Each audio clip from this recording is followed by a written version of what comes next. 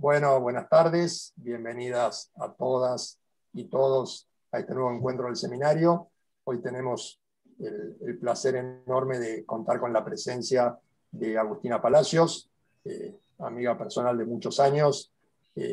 Voy a leer brevemente sus antecedentes, ya que si no nos pasaríamos todo el encuentro leyendo los antecedentes. Agustina es doctora en Derecho por la Universidad Carlos III de Madrid. Es investigadora adjunta del CONICET con lugar de trabajo en nuestro Centro de Investigación y Docencia en Derechos Humanos. Es relatora argentina de la Red Iberoamericana de Expertos en la Convención Internacional de los Derechos de las Personas con Discapacidad. Es profesora adjunta de las asignaturas de Derecho Político y Derechos Humanos y Garantías Constitucionales de nuestra Facultad de Derecho de la Universidad Nacional de Mar del Plata. Es vicedirectora del Instituto de Investigaciones Jurídicas Dr. Carlos Santiago Nino de nuestra facultad. Dirige el área de discapacidad y derechos humanos del Centro de Investigación. Es además directora del Grupo de Investigación sobre Discapacidad, Sociedad y Derechos Humanos. Fue miembro de la Subcomisión de Expertos sobre la Convención de la ONU en materia de discapacidad entre los años 2005 y 2009. Es autora de numerosas publicaciones, artículos, libros sobre la especialidad. Es además coordinadora y asesora de contenidos en la serie de documentales Diversidades sobre la Convención Internacional sobre los Derechos de las Personas con Discapacidad. Ha sido galardonada con Premio Extraordinario de Doctorado de la Universidad Carlos III. También ha obtenido el Premio Internacional CERMI sobre Discapacidad y Derechos Humanos, entre otros tantos premios. Es miembro del Comité de Árbitros Internacionales de numerosas revistas de derecho. Y bueno, los dejo con Agustina, quien a partir de ahora quedas a cargo de la exposición. Gracias, Agus, por estar con nosotros. No, muchas gracias a ustedes, Juliana, Pablo, por esta invitación y felicitaciones por el diseño de este seminario permanente que está abordando tantas temáticas de manera tan transversal y tan interesante. Así que bueno, un placer estar acá y un placer ver muchas caras conocidas y queridas también acompañando. Así que bueno, nada, para mí ha sido un desafío pensar algo que para ustedes es bueno, algo que vienen trabajando desde hace tiempo, ¿no? Y que tiene que ver con el contenido y alcance del derecho a la ciudad, bueno, también las acciones que sé que están trabajando en ese sentido. Y bueno, la propuesta que me hizo Pablo en su momento es conversar hoy sobre el derecho a la ciudad desde la perspectiva de la discapacidad y el enfoque de derechos humanos, ¿no? En eso habíamos quedado. Yo traigo algunas reflexiones para compartir en este primer momento, pero por favor siéntanse con toda la libertad después de que algunos temas que quizás no traiga los podamos desarrollar o compartir. Bueno, en primer lugar pienso, ¿no?, en el derecho a la ciudad, la perspectiva de discapacidad y el enfoque de derechos humanos, ¿no?, que deberían ser tres conceptos que se retroalimentasen, es decir, eso sería realmente hoy en día, siglo XXI, algo que yo tendría que estar quizás comentando con buenas prácticas, con profundización, ¿no?, de derechos y de garantías. Sin embargo, en realidad parece que todavía falta profundizar y falta relacionar estos conceptos, ¿no? Del derecho a la ciudad, la perspectiva de discapacidad y el enfoque de derechos humanos.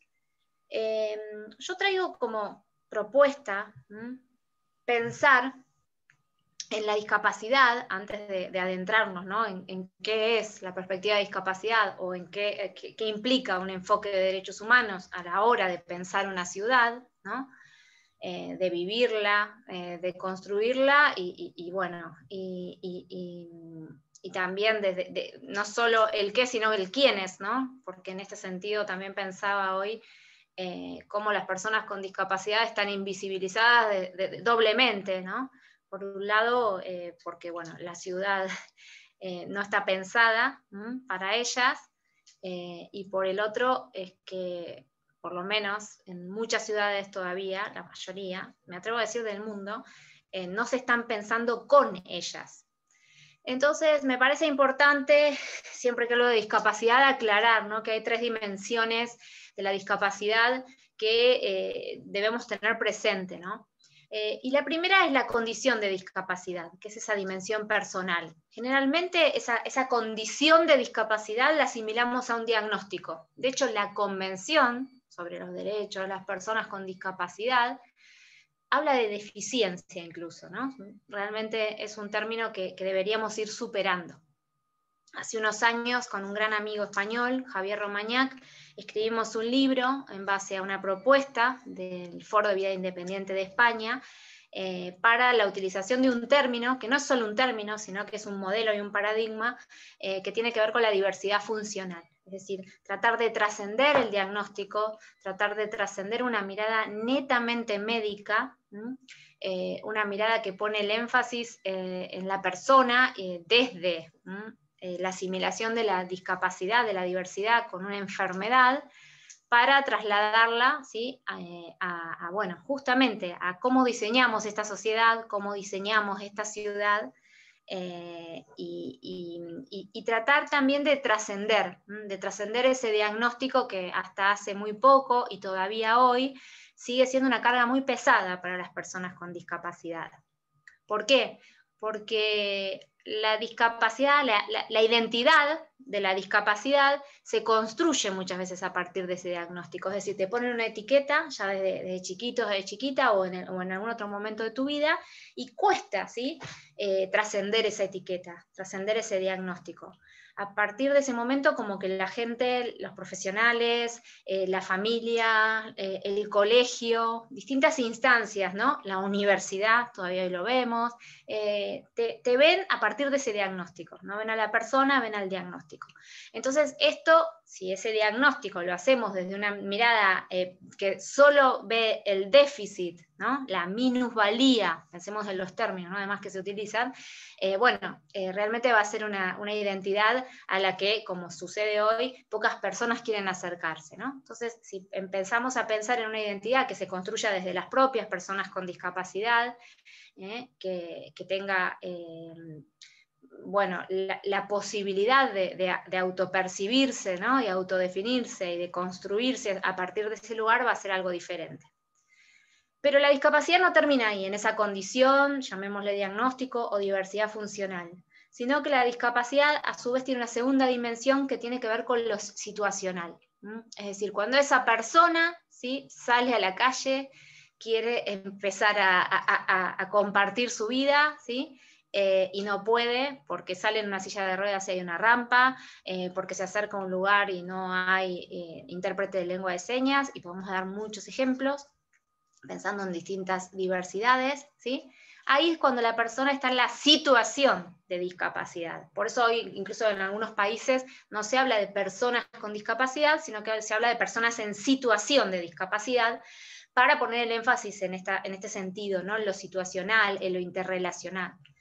Y sobre todo, en algo que trajo hace tiempo, unas décadas, el modelo social de discapacidad, que es esto de visibilizar las barreras, ¿sí? Cuando desde un modelo médico se entendía la discapacidad como un problema de la persona, ¿no?, una persona diferente, una persona especial, una persona que no puede, para empezar a ver realmente qué es la sociedad, la diferente, que es la sociedad la discapacitada, y que es la sociedad la que no da lugar y la que no puede.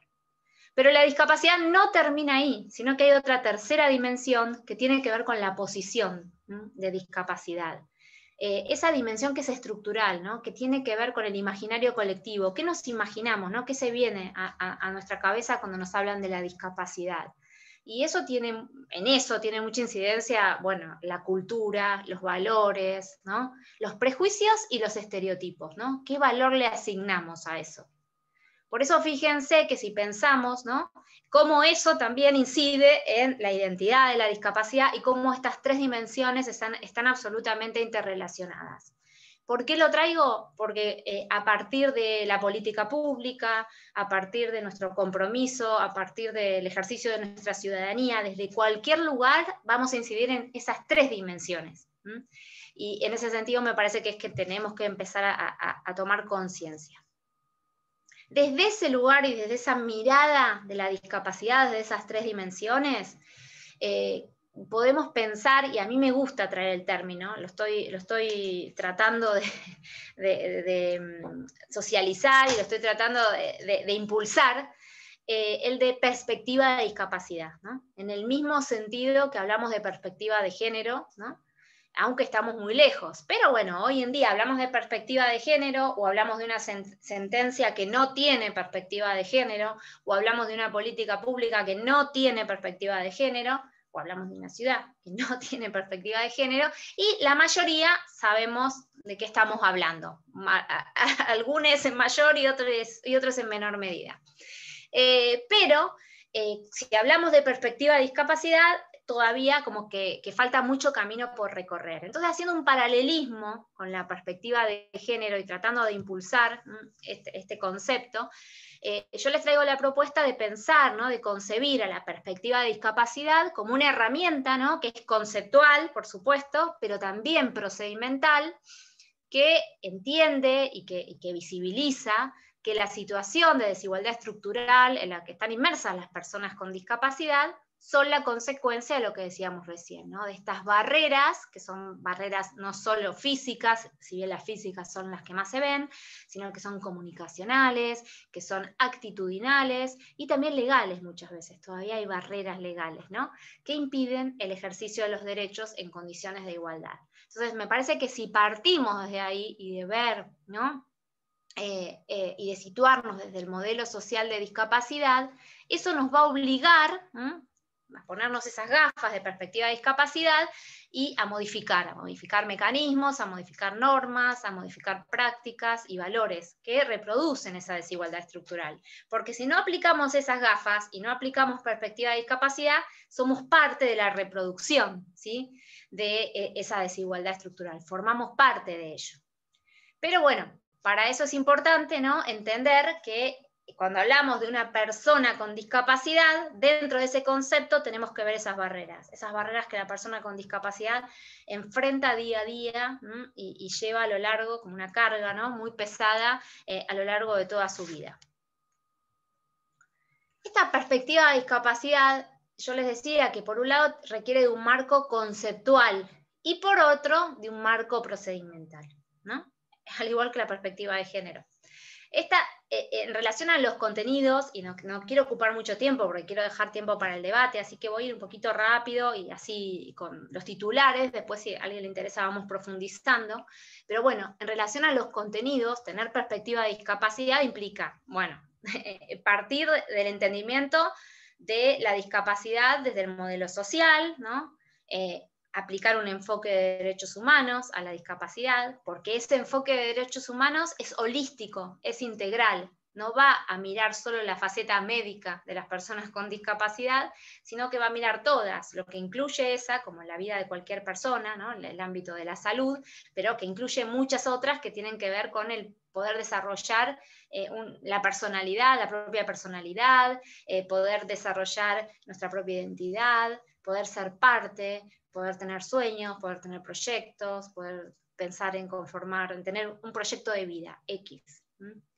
También esta perspectiva de discapacidad desde lo conceptual nos obliga a tener perspectiva de interseccionalidad, ¿no?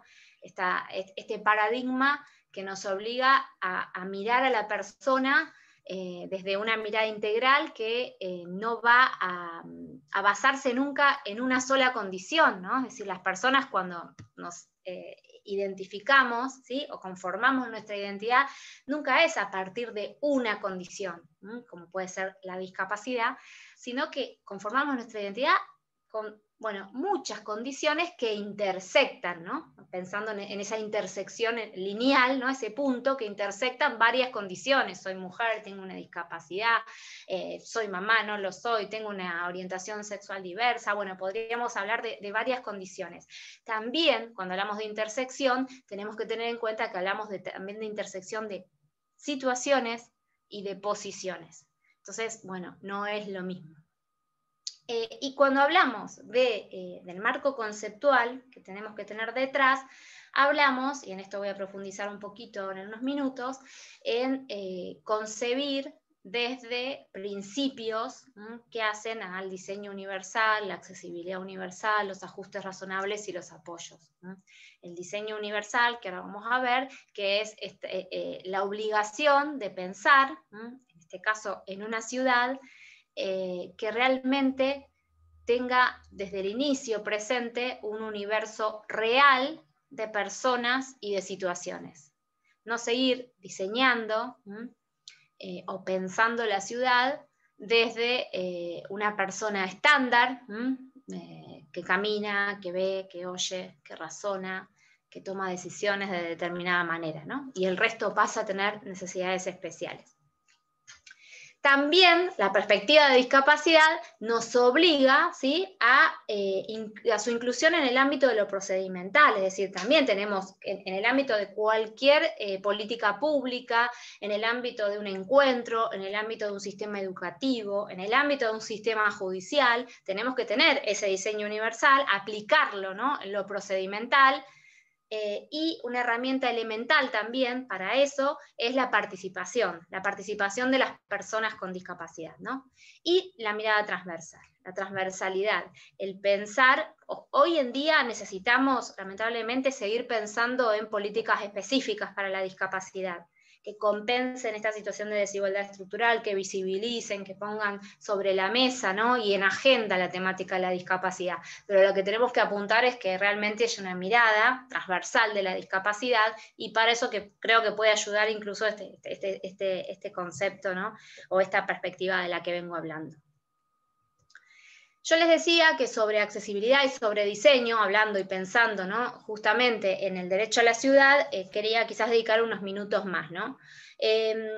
Cuando hablo, y ahora traigo quizás algunas normas, ¿no?, en este caso es de la Convención Internacional sobre los Derechos de las Personas con Discapacidad, que para quienes no sepan, es la primera convención que se aprobó en el siglo XXI, que fue una convención que se trabajó y se negoció con la participación de las personas con discapacidad, la primera vez que en Naciones Unidas se hizo eso, que eso requirió de reformas edilicias, de reformas comunicacionales y de muchas medidas por parte de Naciones Unidas.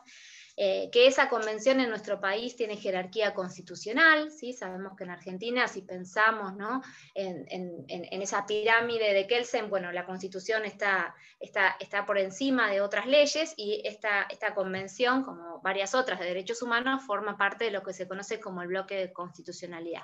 ¿Por qué digo esto? Porque quizás hay alguien que no se dedica al derecho, y también hay gente que se dedica al derecho, y que muchas veces piensa, ¿no?, que, bueno, hablamos de la convención como algo lejano, pero que el reglamento o la resolución dice tal cosa, o la ordenanza, y bueno, tenemos que tener conciencia de que si estamos ahora hablando de un tratado internacional, esto está muy por encima, entonces no podemos tener ni una ordenanza, ni una resolución, ni una norma, ni un código civil que no se adapte a estos estándares internacionales, ¿sí?, del derecho internacional de los derechos humanos.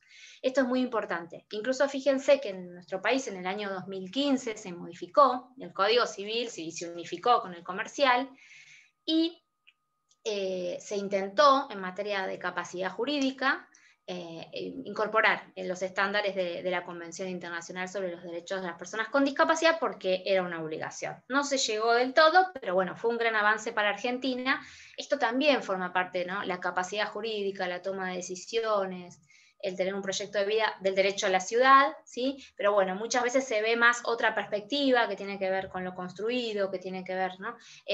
Pero bueno, supongo que ustedes han hablado bastante de esto, y que tienen incluso más herramientas que yo, pero por eso me parece importante hablar de este desafío que es la toma de decisiones de personas con discapacidad y la capacidad jurídica. No voy a mencionarlo.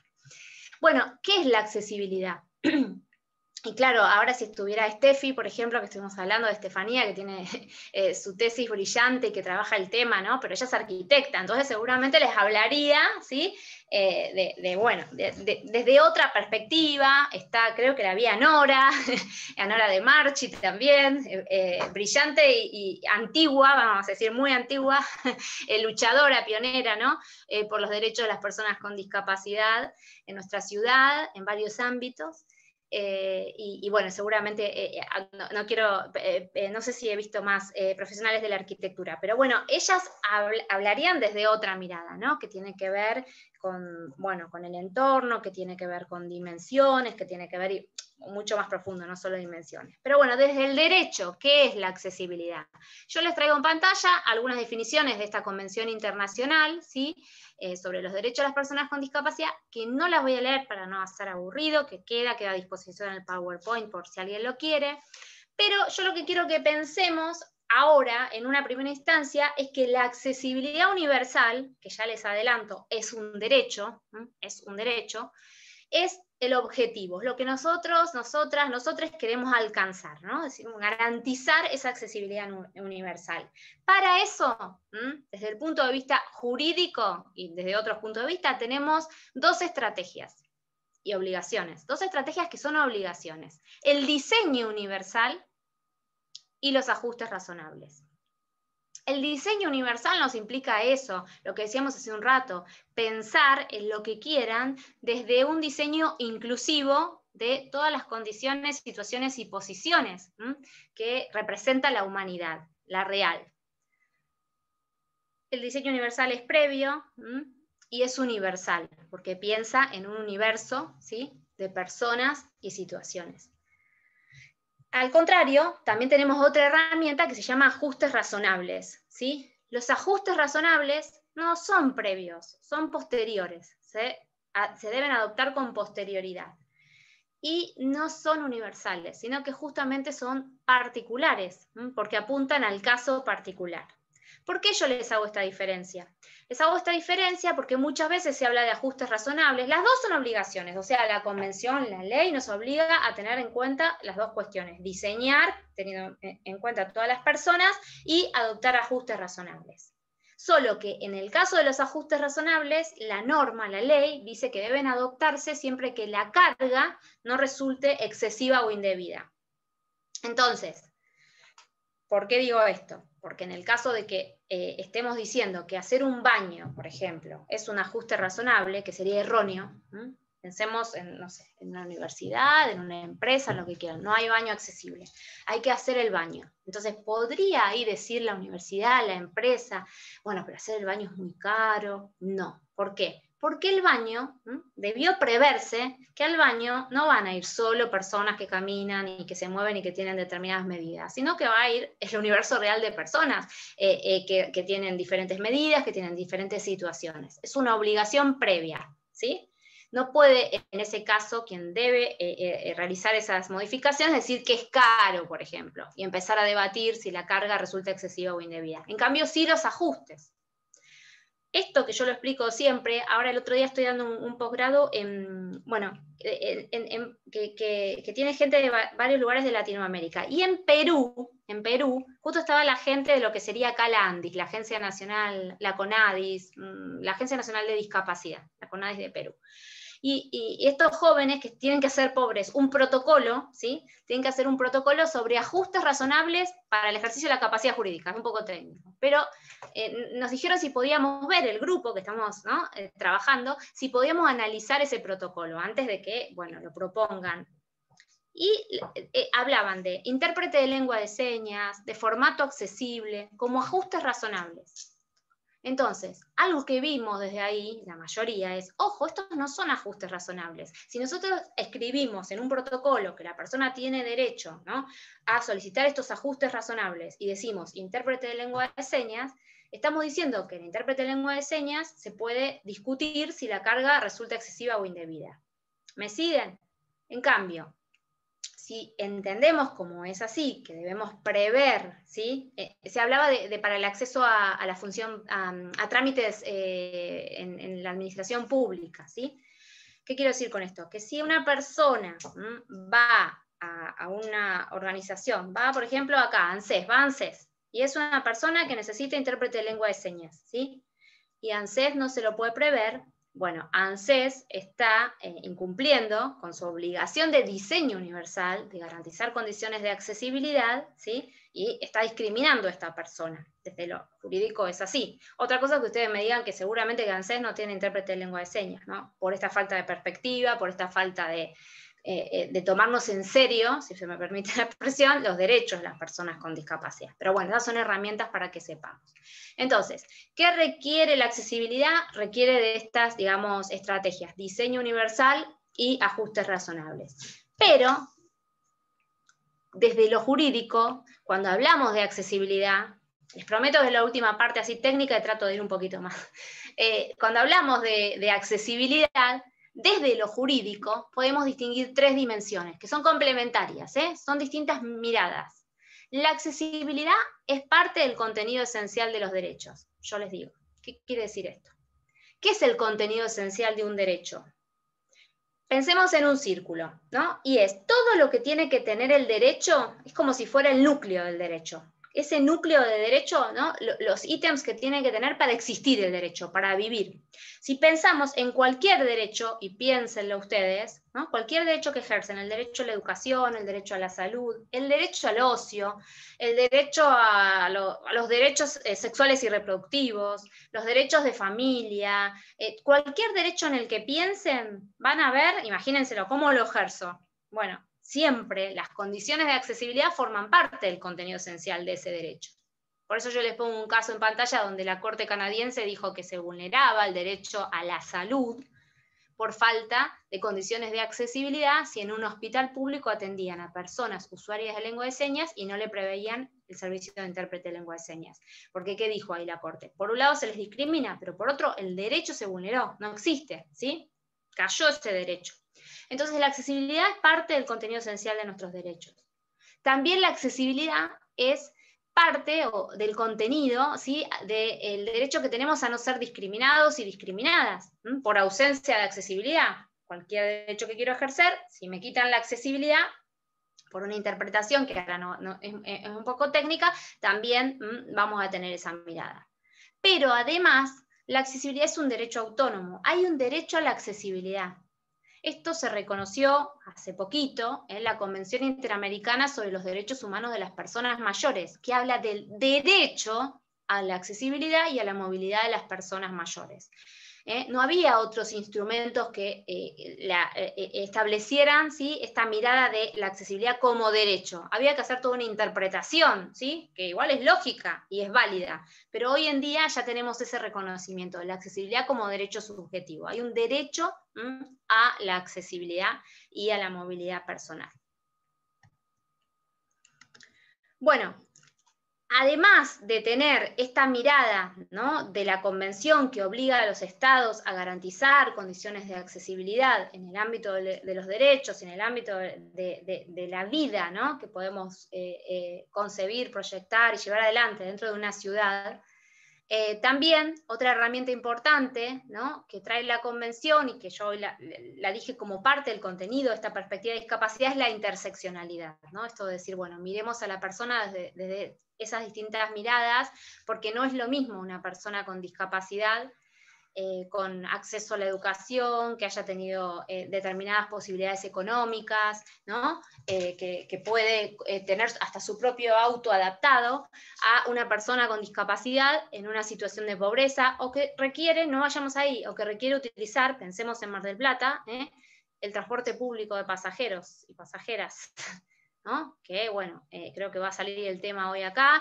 pero que es una deuda absolutamente pendiente, es una discriminación. Les quería traer, pero bueno, estuve un tiempito ajetreado antes de este encuentro, pero pensaba el otro día, en el año, creo que fue 2000, en el año 2000, Diego Camerucci, un gran luchador por los derechos de las personas con discapacidad, presentó una acción de amparo, ¿no?, que tuve, bueno, el honor de acompañar, contra el municipio, ¿no?, en el año 2000, porque el transporte no era accesible. Y hoy seguimos en la misma idéntica situación, a pesar de toda la lucha y la reivindicación, ¿no?, que se está haciendo por parte de las personas con discapacidad en ese tema. Es un zombie muy enojón. Bueno, Miriam, me parece que tenés no sé si yo te puse, alguien la puede. Ahí está, Miriam, gracias. Bueno, mirada interseccional. Entonces, hasta acá, perspectiva de discapacidad, ¿no? Esta perspectiva con estas herramientas que las estoy diciendo muy rápido y que, bueno, que deberían incluirse a la hora de pensar, ¿sí?, en el derecho a la ciudad y a la hora de pensar en una ciudad. Y el otro concepto importante, que me parece la otra herramienta importante, es el enfoque de derechos humanos. ¿Sí? Que es parte de la perspectiva de discapacidad, pero sí me interesaba traer quizás algunos pensamientos, ¿no? ¿Qué implica? ¿De qué hablamos cuando decimos hay que tener un enfoque de derechos humanos? A esto hay que darle un enfoque de derechos humanos. Lo voy a tratar de explicar sin tecnicismos, pero bueno, lo primero es concebir a las personas con discapacidad como sujetos de derecho, ¿no? Algo que, bueno, parece obvio, pero no lo es. Es concebir que las personas con discapacidad no son objeto de protección, no son objeto de políticas asistenciales, no son objeto, ¿sí?, de políticas sanitarias, sino que son sujetos de derecho, ¿no? Sujetos de derecho en igualdad de condiciones que las demás personas. Es una fórmula que la Convención siempre replica y replica. En igualdad de condiciones que las demás personas. Entonces, eso como primero, la persona sujeto de derecho. Bueno, segundo, los derechos humanos en sí, ¿no? Tienen unas características, tienen unos principios y unos valores. Cuando hablamos de los derechos humanos, siempre decimos que son como si fuera un subsistema dentro de un sistema, ¿no? Que tiene unas características específicas, que tienen, por ejemplo, que los derechos humanos son universales, que son interdependientes, que son integrales, ¿no? Tiene también unos principios de efectividad, el principio pro persona, ¿no? Que siempre que tenemos dudas de aplicar una norma u otra, hay que aplicar la norma más beneficiosa para la persona, y también unos valores que sustentan a los derechos humanos, que cuando inicio las clases de derechos humanos en la facultad, dibujo un árbol, que me sale muy feo, donde el tronco de ese árbol es la idea de dignidad humana, y después unas ramas, ¿no? Unas ramas gruesas, que tienen que ver con la idea de libertad, ¿no? Con la idea, principio, valor de igualdad, y también con la de solidaridad. A partir de esas ramas se van, ¿sí? Van surgiendo otras ramificaciones que tienen que ver con derechos. Pero ese árbol igual está interseccionado y unido, y bueno, no es que un derecho sea solo de una rama, sino que también tiene una relación. Bueno, eso también implica, ¿no? Tenemos que tener en cuenta, ¿no? Al aplicar un enfoque de derechos humanos. Y también estos estándares que hablaba hace un ratito de derechos humanos, que se hacen desde el derecho internacional de los derechos humanos, se gestan, digamos, ya sea en Naciones Unidas, que es el Sistema Universal de Protección, o en sistemas específicos, como sería nuestro sistema interamericano, ¿no? Que está obligado a irradiar en nuestro ordenamiento jurídico y aplicar estos principios, estos estándares, ¿no? Y bueno, y lo que estamos hablando hoy son estándares del derecho internacional de los derechos humanos. Bueno, y por último, cuando hablamos de enfoque de derechos humanos, tenemos también que ser conscientes que es implementar un marco conceptual, pero también procedimental. Es decir, los derechos humanos, si no tienen efectividad, porque bueno, se reconocen en declaraciones, en tratados de derechos humanos, pero si no se hace nada más, bueno, es muy lindo, pero requiere de herramientas que busquen, ¿no? Que imponen mecanismos, por un lado de seguimiento, de fiscalización de que se cumplan, y por otro lado de responsabilidad para quienes no los cumplen. En este caso, ¿sí? En materia de discapacidad, parece que todavía estamos muy lejos de esto, ¿sí? Por un lado, porque bueno, en algunas ocasiones se reconocen algunos derechos a las personas con discapacidad, pero nunca se hace seguimiento de eso, ¿no? De realmente el ejercicio, de la garantía de esos derechos, y mucho menos de buscar responsabilidad ante las vulneraciones de los derechos de las personas con discapacidad. Por eso a mí me parece que hay que trabajar también en el empoderamiento de las personas con discapacidad, acompañar, porque esto realmente va evolucionando, para que generen conciencia, ¿no? Judicial, social, respecto de que hay una responsabilidad por el incumplimiento, ¿no? En materia de derechos de las personas y de las personas con discapacidad también. Entonces, hasta aquí un poco lo que traigo es si es posible pensar, ¿no? ¿Podemos pensar en una ciudad sin perspectiva de discapacidad ni enfoque de derechos humanos? Y bueno, yo pongo un cartel muy grande que dice no, pero si cambio la pregunta y digo, ¿estamos pensando en una ciudad sin perspectiva de discapacidad y enfoque de derechos humanos? Sí, es como que realmente estamos muy lejos de pensar y de incorporar estos conceptos. Por eso realmente es muy importante, me parece, ¿no? Pensar esta cuestión. ¿Por qué? Porque si bien es una obligación, ¿no? si vamos a los hechos, la discapacidad suele encontrarse absolutamente invisibilizada desde esta doble instancia que decía, bueno, vemos, recorremos la ciudad y vemos que la discapacidad no aparece, incluso aparecen pocas personas con discapacidad, porque es difícil, porque muchas veces están obligadas a un confinamiento, ¿no? Involuntario, porque es difícil transitar la ciudad con una discapacidad. Por el otro lado, no hay participación, ¿no? Una obligación muy específica de la Convención Internacional sobre los Derechos de las Personas con Discapacidad es la participación de las personas con discapacidad. Es una obligación para el Estado, la participación. Y como no se venía haciendo, no se les venía dando participación, o se venía dando de manera un poco artificial, por ejemplo, hicimos esta ley, bueno, llamemos a algunas organizaciones de personas con discapacidad, se las mostramos, necesitamos una respuesta en 15 días, porque el proyecto hay que meterlo, no sé qué, se suele dar así, ¿no? Entonces esa es la mera participación. Cuando la participación es otra cuestión, por eso hay una observación general, la número 7, que habla específicamente de esto, porque para dar una participación seria, tenemos que tener procedimientos, protocolos para esa participación. Bueno, en esta instancia, Naciones Unidas advirtió eso y le baja la línea a los estados de, bueno, ojo, ¿cómo es esa participación? Hasta ahora tenemos respuestas que son atomizadas y que están condicionadas a voluntades individuales muchas veces, ¿no? Es, bueno, en cualquier ámbito, ¿no? Es ver para las personas con discapacidad a quién se encuentran del otro lado, ¿no?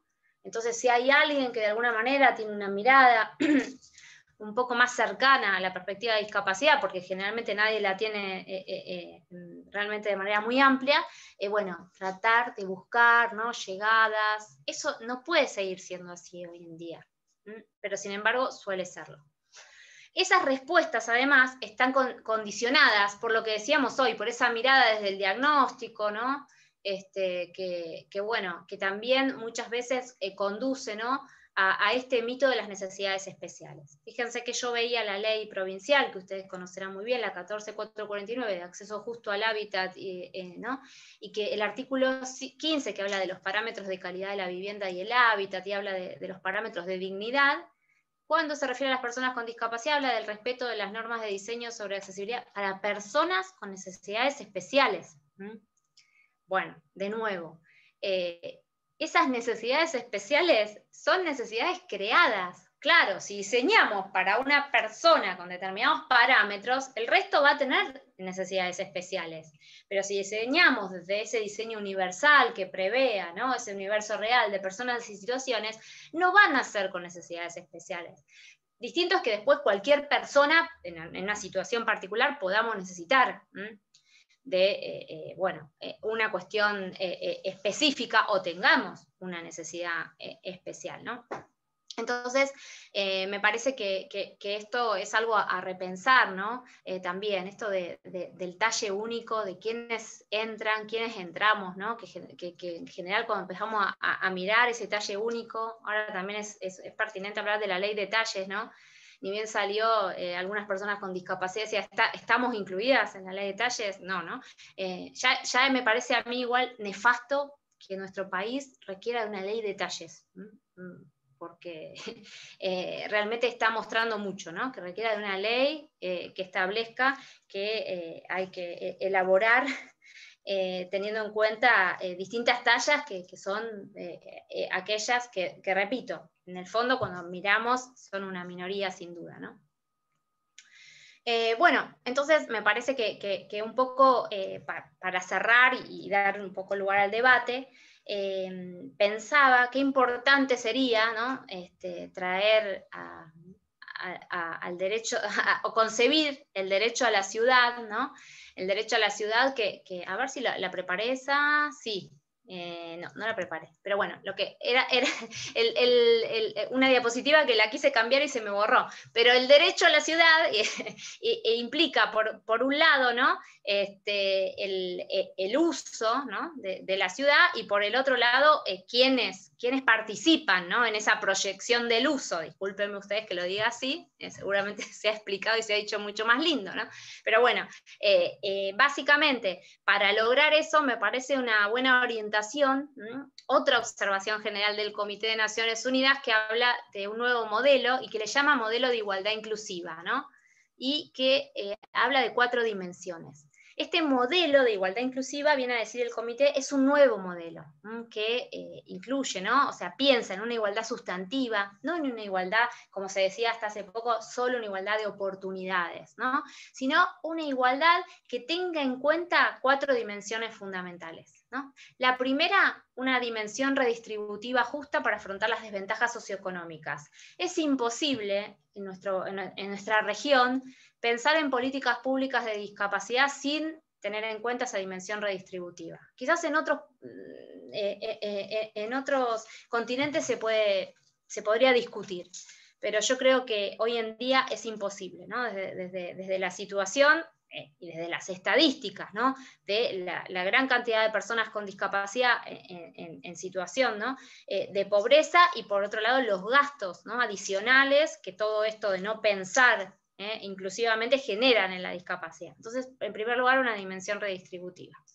En un segundo lugar, complementando eso, ¿no? Estamos hablando de más, no de o, sino de más, una dimensión de reconocimiento, ¿no? Reconocer, hablando desde lo que son las políticas de reconocimiento, de reconocer a la otredad, ¿sí?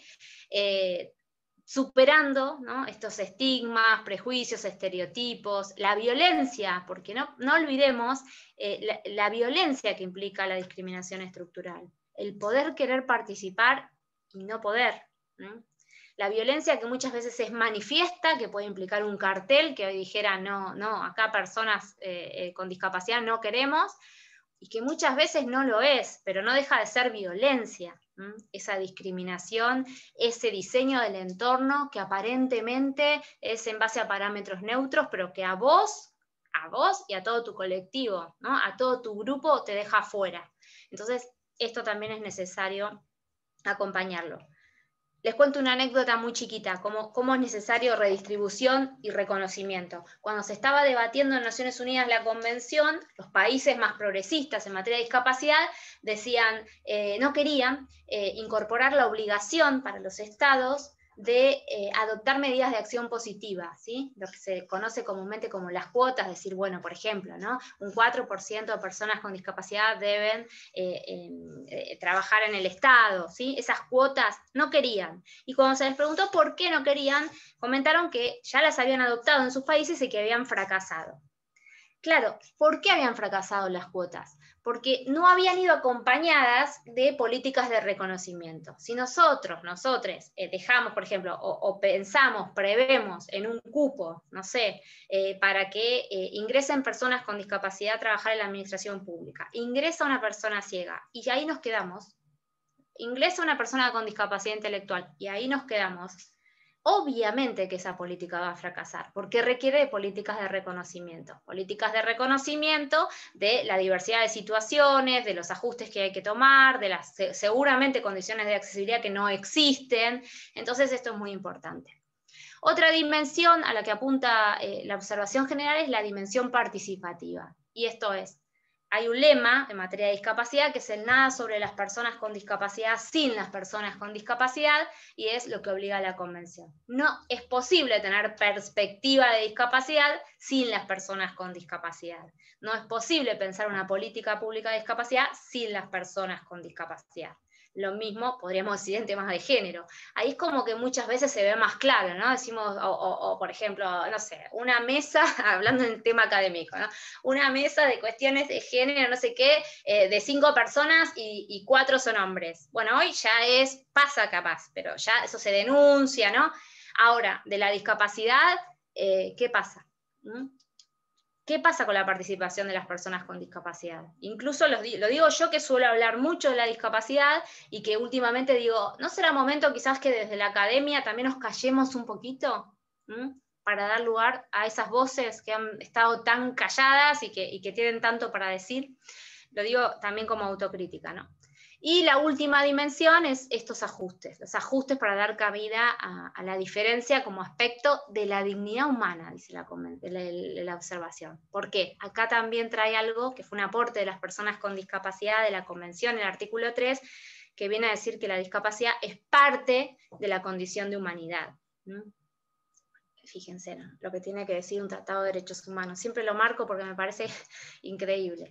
O sea, nos tiene que decir que la discapacidad es parte de la condición de humanidad, que tenemos que tener en cuenta eso a la hora de legislar, de pensar, ¿no?, en una ciudad en este caso. Entonces, bueno, como cierre y última reflexión, les traigo esta idea que tiene que ver con concebir, con construir, con ser parte, desde donde nos toquen, ¿no?, de ese diseño y construcción conjunta que implica la ciudad. Bueno, esto nos lleva a interpelarnos desde estas ideas que traigo y desde muchas otras seguramente, en varios sentidos.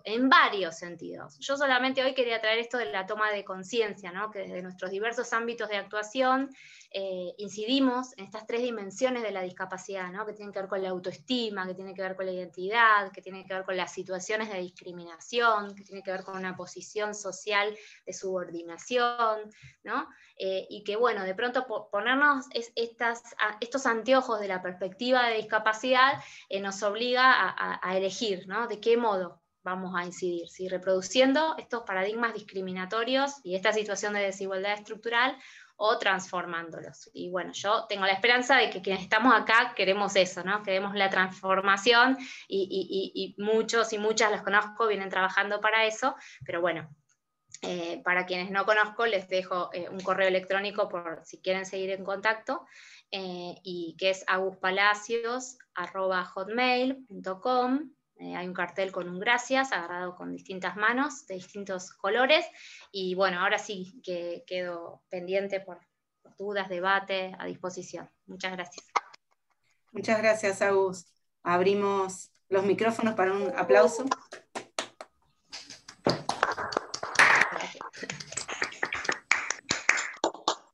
Juli, ¿te puedo pedir una breve intervención antes de abrir el debate? Sí. Les aviso porque por ahí hay alguna confusión. Mi compañero Hugo está pasando al chat el formulario de asistencia para quienes deseen recibir el certificado que asistieron al día de hoy, y ahí mismo donde él manda el formulario de asistencia dice que nosotros los pasamos por Telegram, y aquellos que no cuenten con Telegram porque no lo saben usar, por falta de tener espacio en el celular o en la computadora, remitimos nuestro correo electrónico del grupo de investigación a donde nos envíen ustedes pidiéndonos el certificado, así nosotros les remitimos el link donde están colgados todos. ¿Sí? Sepan disculpar por ahí la confusión, o a quienes ingresaron tarde que no pudieron escuchar esa parte. Gracias, Sofía. Bueno, Agus, estás muteada, me parece. Está muteada, Agus. No sé disculpen, si es autocensura. que acabo de ver en el chat, y no quiero que quede la organización porque fue absolutamente responsabilidad mía, que yo puse 14:30 en mi difusión, esa que hago en mis propias redes. Hoy lo modifiqué, pero bueno, se ve que hay gente que se había quedado con eso. Culpable soy yo. La organización le había hecho correctamente lo del horario. No, igual, Agus, yo aclaré ahí que toda la presentación tuya va a estar subida íntegramente, porque hay gente que puede haber perdido el inicio, que realmente vale la pena agradecerte la presentación, que fue brillante, y la van a tener subida completa ahí. Ahora Juliana va a estar coordinando el debate, lo único que les pedimos que sean presentaciones o diálogos breves para que Agustina pueda responder tranquila. Bien, y para que tengamos espacio todos para la conversación. Acá Candela ha levantado la mano y luego Sergio. Sí, Candela. Bueno, primero, muy buena exposición, me encantó, la verdad. Hubo un montón de cosas que me quedé anotando porque la verdad eran necesarias. Pero mientras escuchaba la charla, estaba pensando en la invisibilización que sufre la discapacidad mental y cómo las podríamos por ahí volver a traer a la sociedad, no dejar tan alejadas, que por ahí se utiliza mucho bueno, está loco, es una locura, y meterlos en psiquiátricos, buscar otra solución, y cómo dejar de invisibilizarlos, porque yo escuchaba y por ahí me venían ejemplos de discapacidades por ahí motrices, Y después al finalizar dije, pará, en todos los ejemplos que me estaba imaginando no estaba la discapacidad mental. Y nada, eso, más que nada. Muchas gracias, Candela. Excelente lo que estás preguntando, porque es un tema que todavía falta más. O sea, dentro de la misma discapacidad, que es muy heterogénea, hay grupos que están en peor situación que otros, ¿no? Y la discapacidad mental, como vos decís, es un grupo que todavía está mucho más oculto y mucho más vulnerados sus derechos, ¿no? Justamente ayer, ahora veo si se las puedo compartir en el chat, la Corte Interamericana de Derechos Humanos, ¿sí?, en un caso que se llama Guachala, Chimbo, se expidió, ¿no?, y va a ser muy importante, ¿no?, esta jurisprudencia de la Corte, porque abordó un tema que vos dijiste, ¿no?, esto de estar encerradas en un psiquiátrico, por ejemplo, ¿no? Bueno, justamente se trata de esto, de las internaciones forzosas de personas con discapacidad mental, que hoy en día siguen vigentes en muchos lugares del mundo y sobre todo en nuestro país, a pesar de que tenemos una ley de salud mental que establecía que ya para el año 2020 no tendríamos más manicomios, ¿no? Voy a utilizar las palabras porque en realidad las instituciones siguen siendo eso. Entonces, me parece muy importante. Yo creo que, fíjate que vuelvo a lo que dije primero, tener en cuenta esta condición, cómo la llamamos, porque muchas veces el lenguaje construye realidad y el lenguaje además muestra cosas mucho más profundas, ¿no? Hay un grupo latinoamericano, bueno, en otros lugares también, pero hay un grupo con mucha fuerza que lidera Chile, en este caso, que está hablando del derecho a la locura. Fíjate lo que te estoy diciendo, ¿no? Últimamente, del derecho a la locura. La locura como derecho, el poder concebir otras formas de ser y estar en el mundo, otras maneras, ¿no?, de pensar, y en base a eso, políticas de reconocimiento, ajustes. Entonces, todavía esto es muy difícil, porque lo primero que es muy difícil es autodefinirse dentro de ese grupo, muy difícil. O sea, ¿no? Primero saltearte esta etiqueta, ¿no?, de psiquiátrica, digamos, de discapacidad psicosocial. Bueno, muchas personas con discapacidad prefieren, en vez de utilizar el término discapacidad mental, utilizar discapacidad psicosocial, para poner también ahí, visibilizar la parte social de todo esto, porque también, ¿quiénes definen? ¿Quiénes son los locos, las locas? ¿Quiénes? ¿Y en base a qué parámetros? ¿No? Esto también es lo que, si lo hiciéramos desde la perspectiva de discapacidad, ¿no?, y enfoque de derechos humanos, también esto cambiaría, ¿no? Que no siga siendo, y en nuestro país se han tomado muchas medidas para que no siga siendo solo un médico o un psiquiatra, una psiquiatra, para tener un enfoque interdisciplinario. Esto, por ejemplo, es una exigencia hoy en día en procesos de capacidad jurídica en nuestro país, o en el abordaje interdisciplinario, pero sigue siendo, yo lo veo, ¿no?, interdisciplinario, sigue siendo desde las disciplinas que se ampliaron, es muy importante, ¿no?, que no sea solamente la mirada psiquiátrica, que haya trabajo social, terapia, psicología, pero la persona como que sigue siendo el objeto, no el sujeto.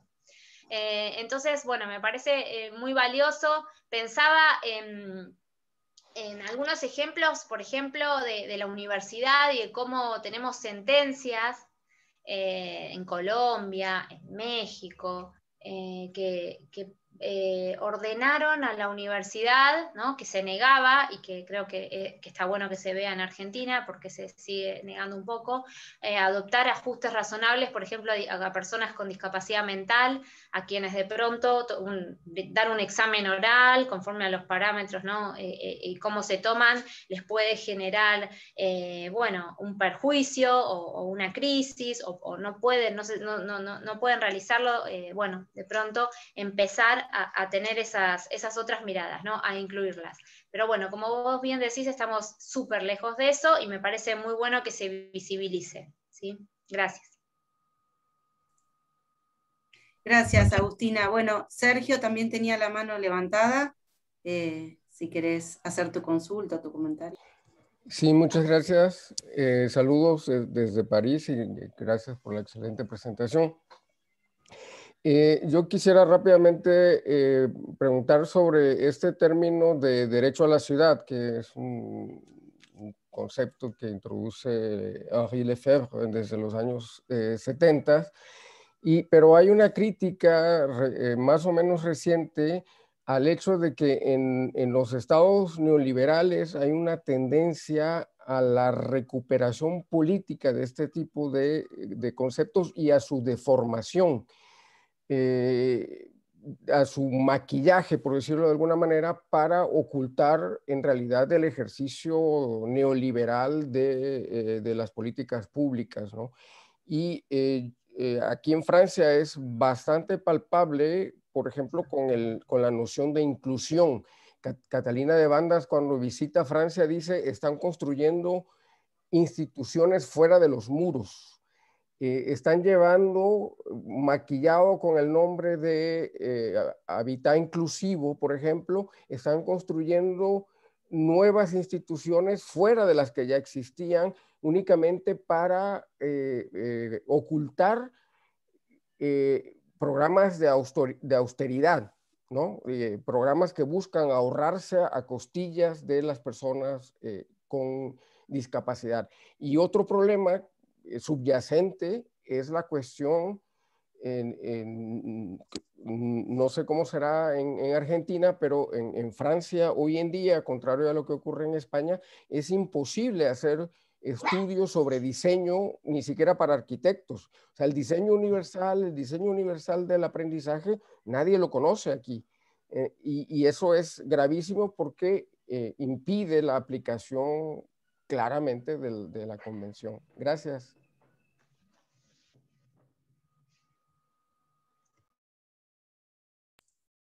Gracias, Sergio. Agustina, creo que estabas muteada. Ahora sí. Perdón, muchas gracias, Sergio. Bueno, traes 3 temas realmente muy, muy interesantes y que requieren requerirían de encuentros específicos, ¿no? Lo primero sobre el derecho a la ciudad sería un atrevimiento que yo lo contestara. Voy a pasar, sí, porque imagínate que yo vengo de la discapacidad y Pablo me pidió hablar de derecho a la ciudad, no le voy a mentir, leí un poquito, lo tengo acá, me hice un resumen de derecho a la ciudad, pero no estoy como para contestar. Te interrumpo, Agus, sí. Y quiero aclarar esto. Lo tuyo fue magnífico y cuando nosotros encaramos este seminario de Derecho a la Ciudad, justamente lo entendemos como el uso integral de la ciudad para todas y todos. Por lo tanto, vamos teniendo la oportunidad que nos acompañen especialistas en distintas áreas de la ciudad, que no tienen por qué ser expertos en el concepto de derecho a la ciudad o el uso de los términos de derecho a la ciudad. Por eso no se nos hubiera ocurrido jamás con Juliana pedirle a Agustina o a alguien que estudiase especialmente el concepto de derecho a la ciudad, sino justamente nosotros nutrirnos de los conocimientos de Agustina. Simplemente para darle el paso a Agustina, y si querés, Agus, aclarando esta primera pregunta de Sergio con respecto al uso neoliberal, lo hemos abordado en algún otro encuentro, está este concepto de derecho a la ciudad como algo valioso y a partir de ahí una apropiación por el sector neoliberal. Por eso hay un uso a partir de lo que se conoce como la idea de marca ciudad, para identificarlo de alguna manera, en el cual el derecho a la ciudad implica hacer una torre de Peli, un puente de Calatrava o un mundial para poder vender la ciudad. Ese concepto choca con la idea justamente que estaba planteando Agustina de pensar una ciudad en clave inclusiva, una ciudad con perspectiva, lo hemos abordado en otros encuentros, con perspectiva de género, con perspectiva de discapacidad. Entonces, eso es algo bien claro y lo vemos permanentemente, una lucha por la apropiación de la ciudad entre los sectores excluidos, que son para los cuales nace el concepto de derecho a la ciudad, y aquellos sectores ligados al ámbito financiero, promotores inmobiliarios, que son los verdaderos dueños y quienes diagraman la ciudad. Hecho esta aclaración muy breve para no sacarte, ahora sí te dejo, Agus, con la respuesta de lo que vos conocés en realidad y no yo. Bueno, muchas gracias. Muchas gracias, Pablo, por el rescate. Bien, no, y a ver, Sergio, ¿qué te digo? Respecto a Catalina de Bandas, para quienes no sepan, que Sergio la mencionó, es la ex relatora, ¿no?, de Naciones Unidas sobre discapacidad. Entonces, bueno, una de las funciones de quien es relator o relatora, que hoy es Gerard Quinn, un irlandés, es ir entre varias otras, es ir a los países y, bueno, también fiscalizar esto que veníamos hablando, ¿no?, y hacer informes y demás. Y bueno, lo que decía Catalina tiene mucho que ver con esto de querer maquillar la inclusión, ¿no? Este concepto que hoy en día está también bastante debatido, ¿no? Porque parece que cuando hablamos de inclusión, de nuevo, estamos en nosotros y lesotres, y entonces te incluimos. Yo lo sigo utilizando porque me parece que en realidad, por ahora, sobre todo, y lo hilo con otra cosa que trajo Sergio, que tiene que ver con lo educativo, ¿no?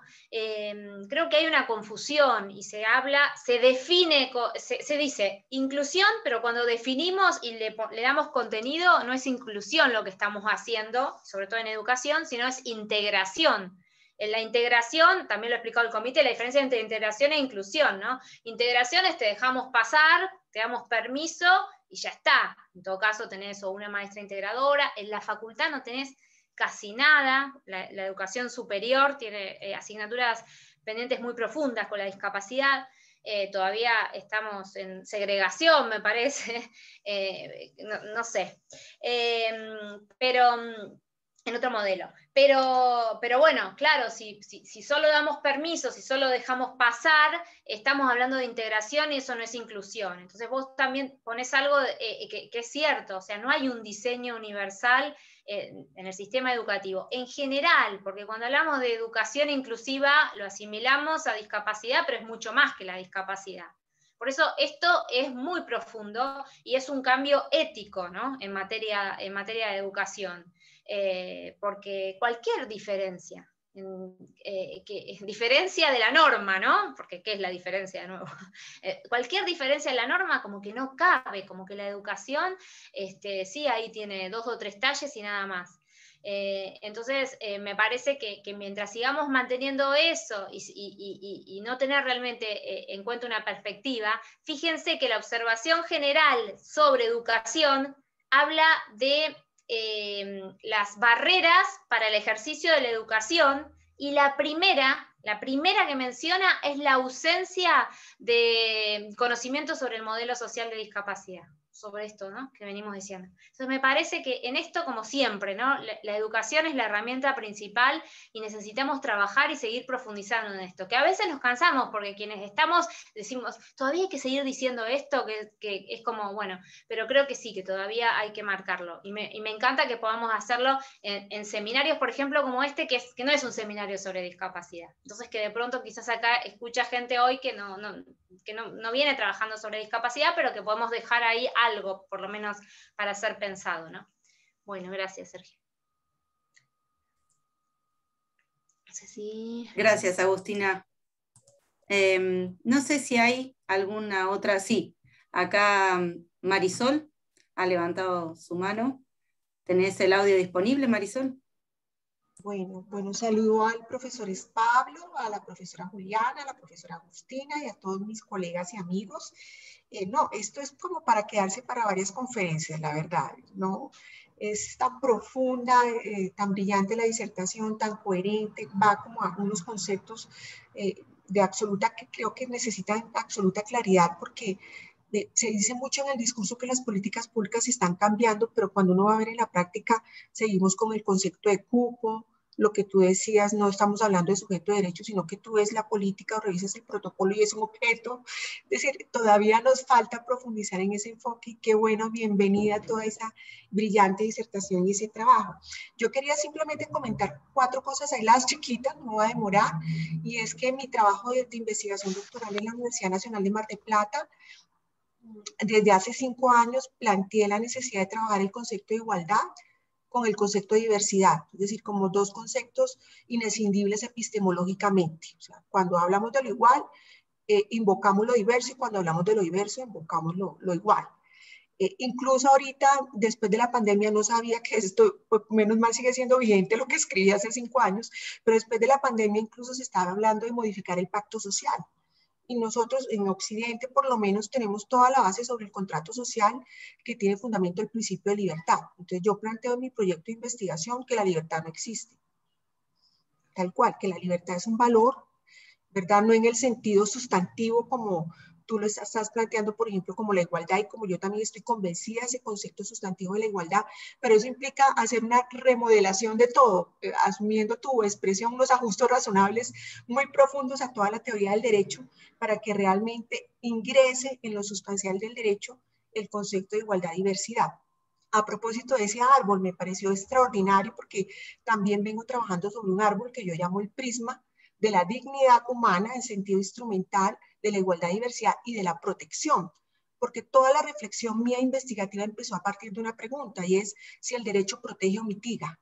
Y creo que todavía estamos en las políticas de emergencia y no en realmente pasando por encima de gobiernos o pasando por encima de administradores, etc., o de especialistas, que esas políticas realmente sean sustentables y sean tan consolidadas que sean sustentables con independencia de las personas que estén a cargo de su realización. Me llamó profundamente también la intervención que últimamente los medios de comunicación están planteando, están prácticamente insinuando de alguna manera que ser adulto mayor es estar en una condición de discapacidad. Pensemos, por ejemplo, en Biden, en el presidente Biden, que dice que tiene problemas cognitivos porque tiene 71 años de edad, ¿no?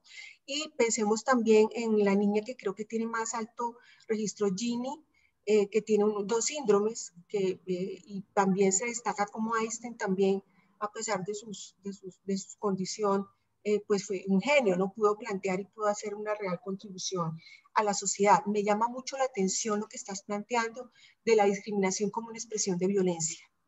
Creo que ese también es un punto esencial, que tomemos conciencia a propósito de ese cambio ético que estás sugiriendo. Y claro, y creo que si conociéramos el derecho a la ciudad, que, o sea, es como un anhelo que tengo y lo vengo trabajando, pareciera que no, pero sí lo estoy trabajando juiciosamente desde mi centro de pensamiento crítico FIDES, y es que todo hubiera sido distinto en el marco de las protestas sociales en Colombia si realmente conociéramos el derecho a la ciudad. Si realmente ese derecho estuviera incorporado dentro de nuestra cultura, no solamente en un concepto teórico, sino también práctico. Básicamente era eso. Bueno, muchísimas gracias, Marisol, tan enriquecedora tu intervención. Voy a tomar dos o tres cosas, ¿no?, que comentaste. Primero, esto que decís de la igualdad y la diversidad como dos conceptos que son inescindibles, ¿no? Etimológicamente me parece muy oportuno esto de profundizarlo y de visibilizarlo, ¿no? Y retomar las palabras de Bobbio en relación a que lo contrario de la igualdad es la desigualdad y no la diferencia, ¿no? Entonces, la diferencia siempre va en este círculo de la igualdad, pero todavía falta profundizar en eso. Y me parece muy bueno que trabajes sobre eso, te felicito. Yo no sé si te entiendo esto que decís de la libertad, ¿no? Porque me parece que si pensamos en la idea de dignidad humana, ¿no? Una de las dimensiones de esa idea, no sé, pensemos en términos más kantianos, hay una dimensión que tiene que ver como la persona, como fin en sí misma, ¿no? La otra justamente es la autonomía, ¿no? La concepción de las personas como sujetos morales, ¿no? Y eso se relaciona con la libertad. Y en materia de discapacidad, ojo, porque la autonomía ha estado muy restringida y hoy lo sigue estando. Y sobre todo para determinados grupos, ¿no? Personas con discapacidad intelectual, personas con discapacidad psicosocial, que no pueden ejercer su derecho al voto, por ejemplo, el más universal de los derechos, y que por una condición te lo restringen, ¿no? Que no pueden decidir si quieren tener un hijo o no lo quieren tener, o si quieren casarse. Entonces, de pronto, si vos me decís, ¿qué pasa con la libertad? Todavía creo que hay que trabajar en esa faceta y en promover esa libertad, porque no, me parece que no hay identidad sin libertad. Te entiendo la parte de la falacia de la libertad, ¿no? Si no la acompañamos con igualdad, obviamente, no existe. Pero bueno, se me vino a la cabeza un término que es el de libertad. Libertad que lo trajo Javier Romagnac, que les recomiendo, mi amigo español, que mencioné hace un rato, mi querido Javier, que libertad es libertad y dignidad de la diversidad, ¿no? Me parece que es un término para tener en cuenta, y en ese sentido me quedaba pensando, me parece que al contrario, es un momento, la privación, lo que hablaba Mariela, ¿no? Al principio, la privación de libertad en razón de discapacidad, esto que sigue pasando, ¿no? ¿Cómo termina una persona con discapacidad psicosocial en una institución? Generalmente fíjense los parámetros, ¿no? Que es peligro para sí mismo o para terceros, ¿no? Una persona es peligrosa para sí misma y ahí la libertad es toda una discusión, ¿no? Y por eso te encierro de por vida o peligro para terceros. ¿Desde dónde? Porque el derecho penal, para privar una libertad, de libertad a una persona en base a que es peligrosa para terceros, y por su pertenencia a un grupo, ¿no? ¿Cómo sería el grupo de hombres que son, si pensamos desde lo que son capaces de hacer algunos hombres a las mujeres?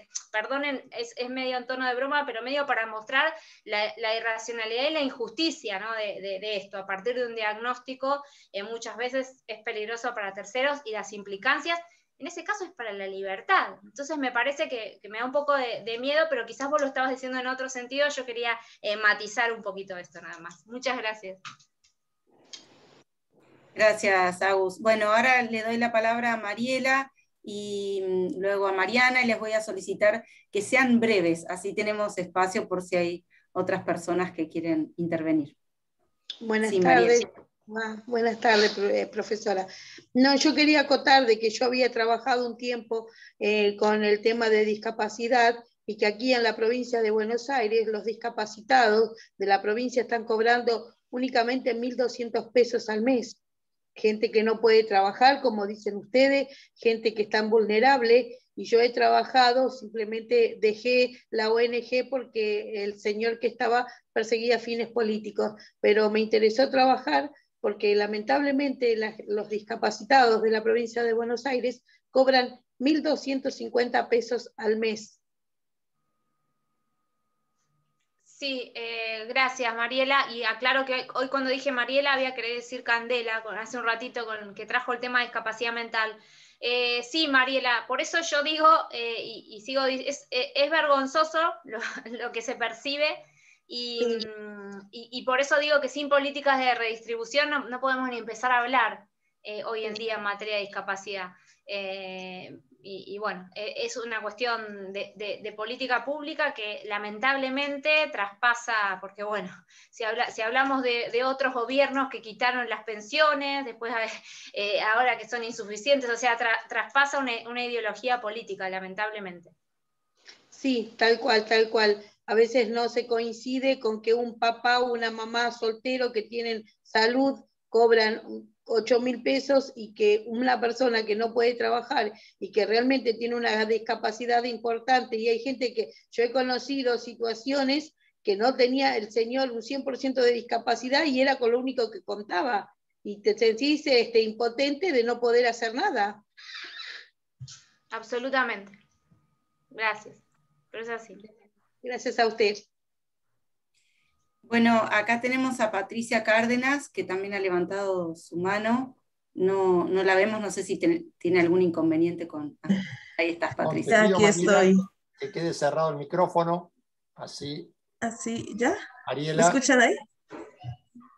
Patricia. Ahí me escuchan. Ok, muy buenas tardes para todos. Les saludo desde Colombia. Un gusto poder compartir con ustedes en este espacio. Agustina, una persona que he leído ya hace varios años atrás. Es un gusto poderle dar cara, rostro a esas lecturas que ya había realizado sobre el tema de discapacidad, precisamente donde estoy realizando en este momento mi maestría. Agustina, bueno, nos mencionas la importancia de este tema de situacionalidad, en tanto a discapacidad, en tanto, lo estoy pensando en este momento como ese derecho a la ciudad, y dentro de ese derecho a la ciudad, esos lugares que componen la misma. En ese sentido, voy a plantear ya donde estoy planteando mi proyecto de investigación, que es la cárcel. Entonces, estamos planteando un programa de atención para personas en situación de discapacidad que se encuentran recluidas en las cárceles de Bogotá, hombres y mujeres. Entonces, planteadas las cuatro dimensiones, la redistributivo, el de reconocimiento, que es como la apuesta grande que estoy realizando, porque también estoy utilizando una metodología participativa, y de los ajustes razonables propios del sistema. Pero entonces en el redistributivo sí me queda como va faltando, o no sé, no entiendo algo ahí en términos penitenciarios y carcelarios, cómo poder plantear eso, cómo traducirlo en ese ejercicio que pretendo proponer.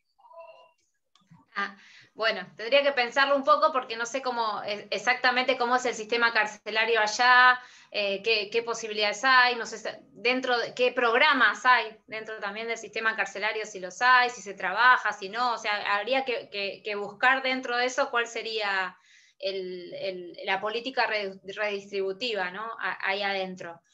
No te puedo dar una respuesta ahora, pero si querés después escribime y me contás un poco, a ver cómo es el sistema carcelario en Colombia y qué programas sobre todo tienen como para darle una vuelta ahí a esa mirada redistributiva. Pero bueno, me parece muy, muy interesante.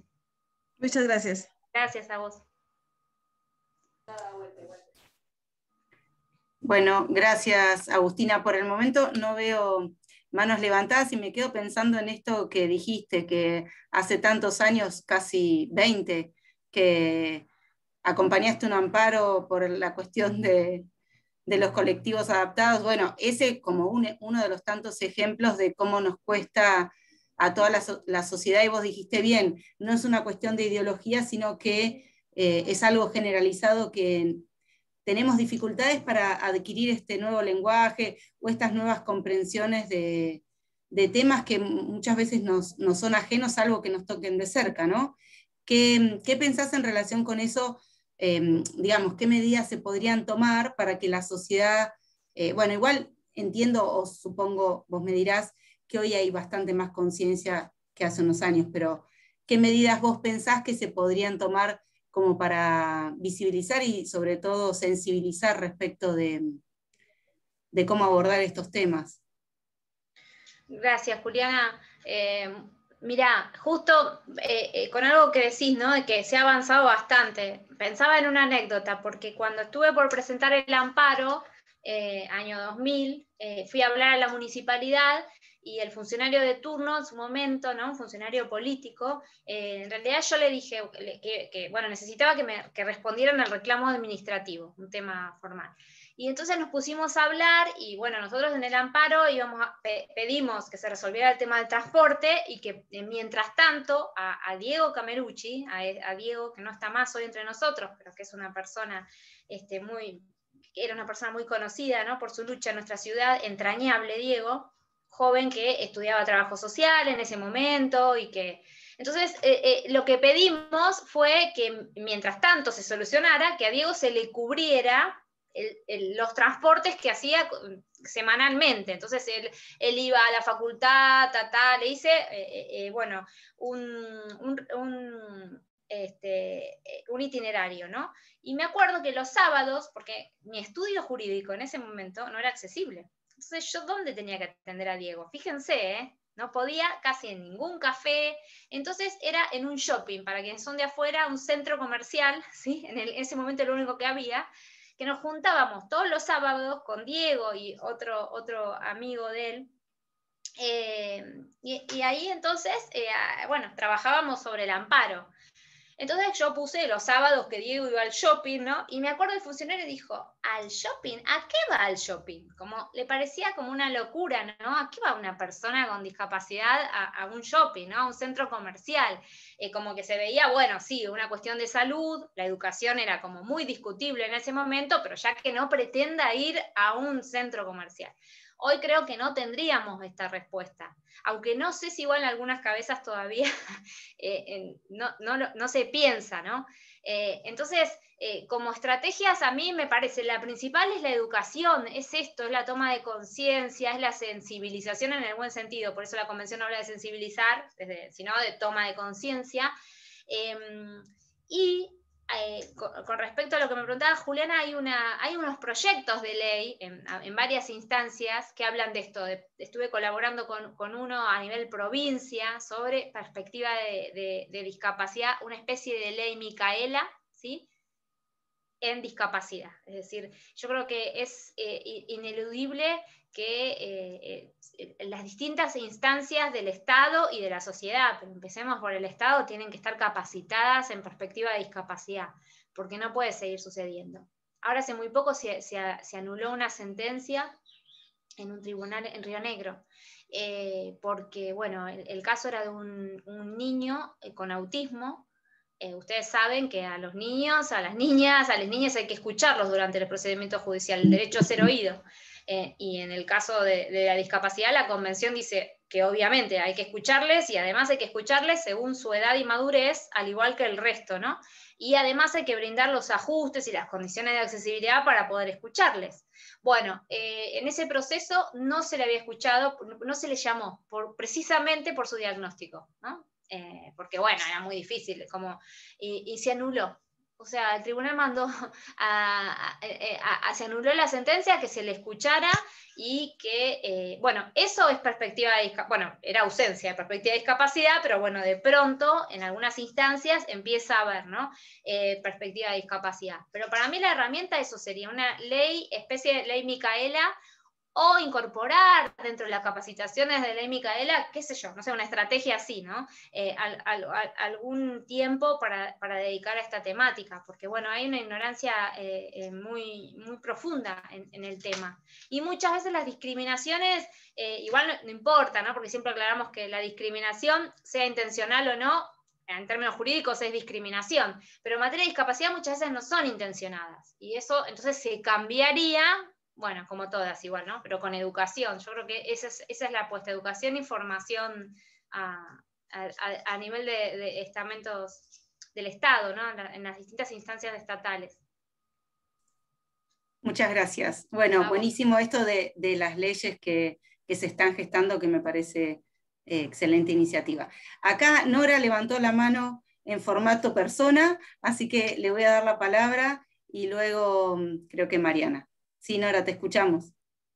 Buenas tardes. Bueno, realmente un gusto, como siempre, escucharla a Agustina, tan clara en sus exposiciones, y bueno, siguiendo todo el relato y las conversaciones, verdaderamente cuando estaban hablando del tema del transporte en Mar del Plata, bueno, siguiendo la línea de Diego, que para mí es un compromiso en lo personal, en la última licitación de transporte de la ciudad de Mar del Plata, les comento así en general porque hay gente de otros espacios, verdaderamente tuvimos una presentación muy importante, y intentando de que no solo existieran los colectivos de piso bajo, ¿sí?, como necesarios desde el punto de vista de accesibilidad física, sino también todas las condiciones para accesibilidad cognitiva, problemas visuales dentro de las unidades para orientaciones, etc. Bueno, nada de eso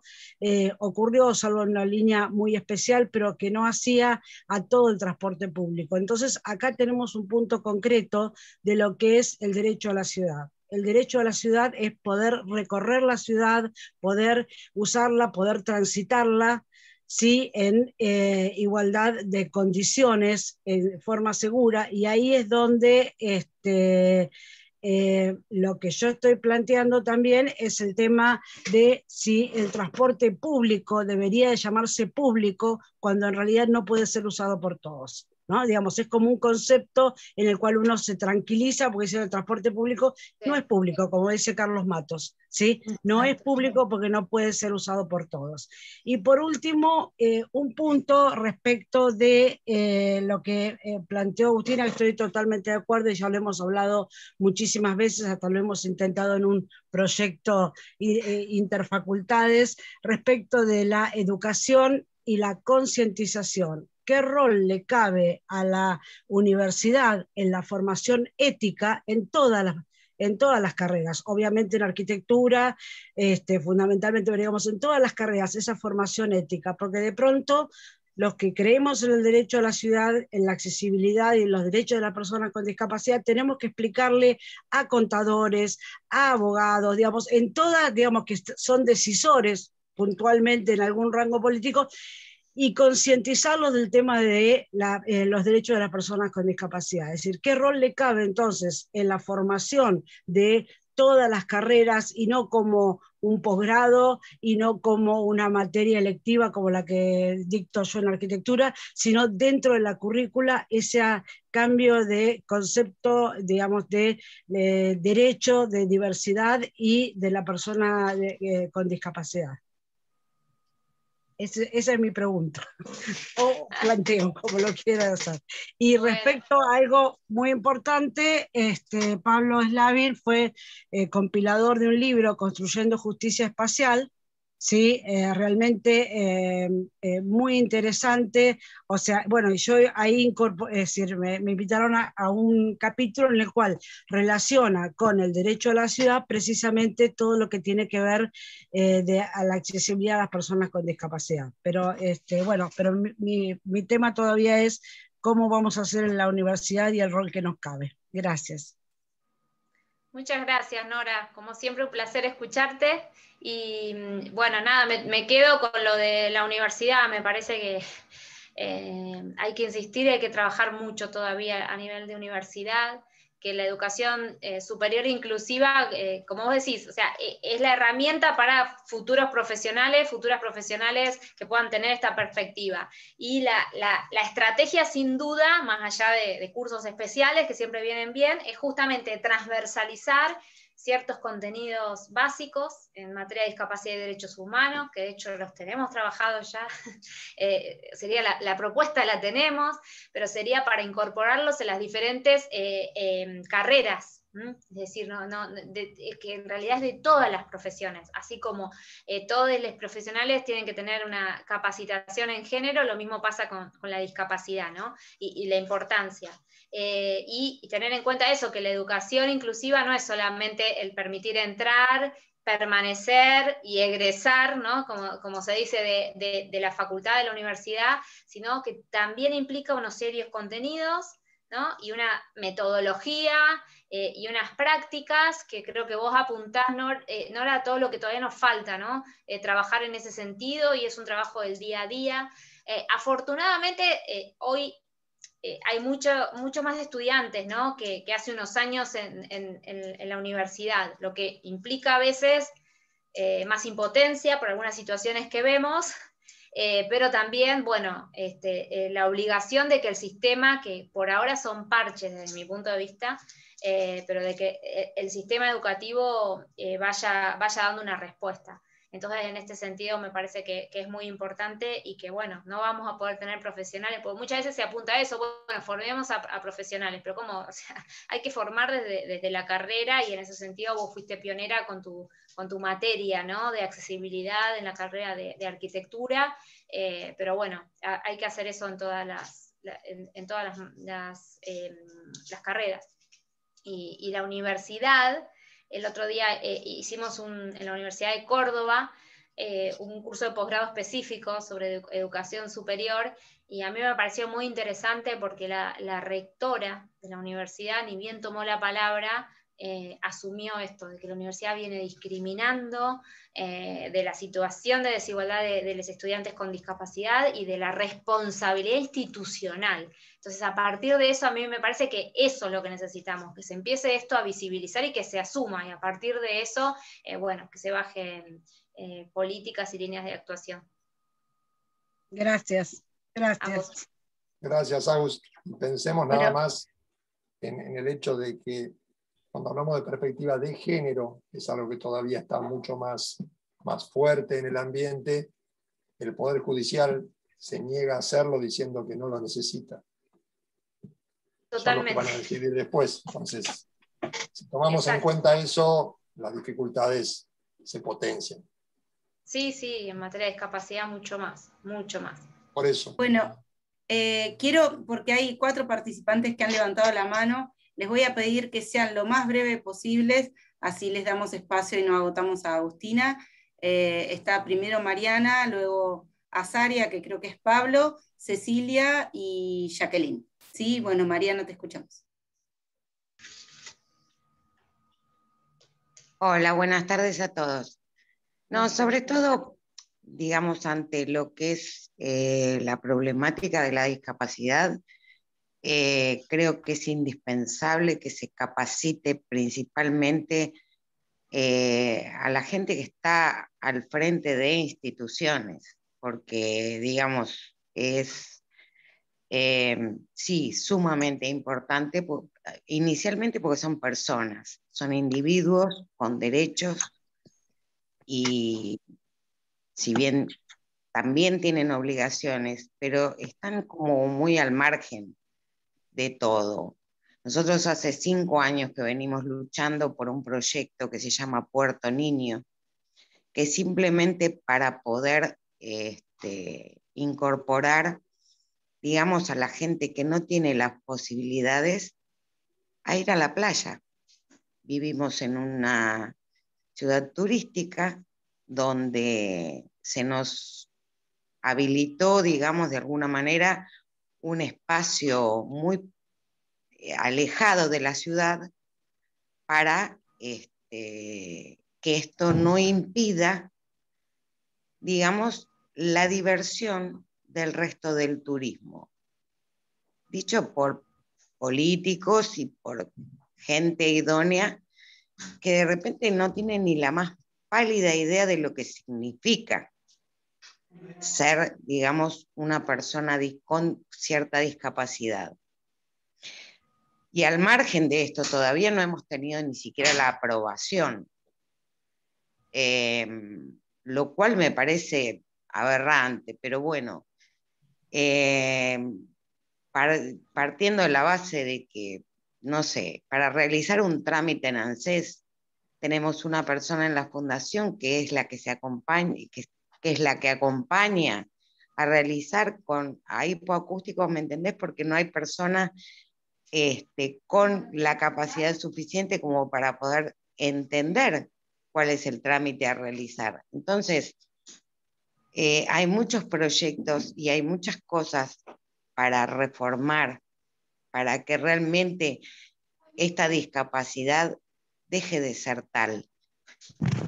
Creo que era eso, de alguna manera, nosotros, por ejemplo, acá en esta ciudad donde vivo yo, no tenemos medios de servicio de colectivos locales, lo cual no es necesario, pero tampoco se habilitan para discapacitados para poder movilizarse algún elemento.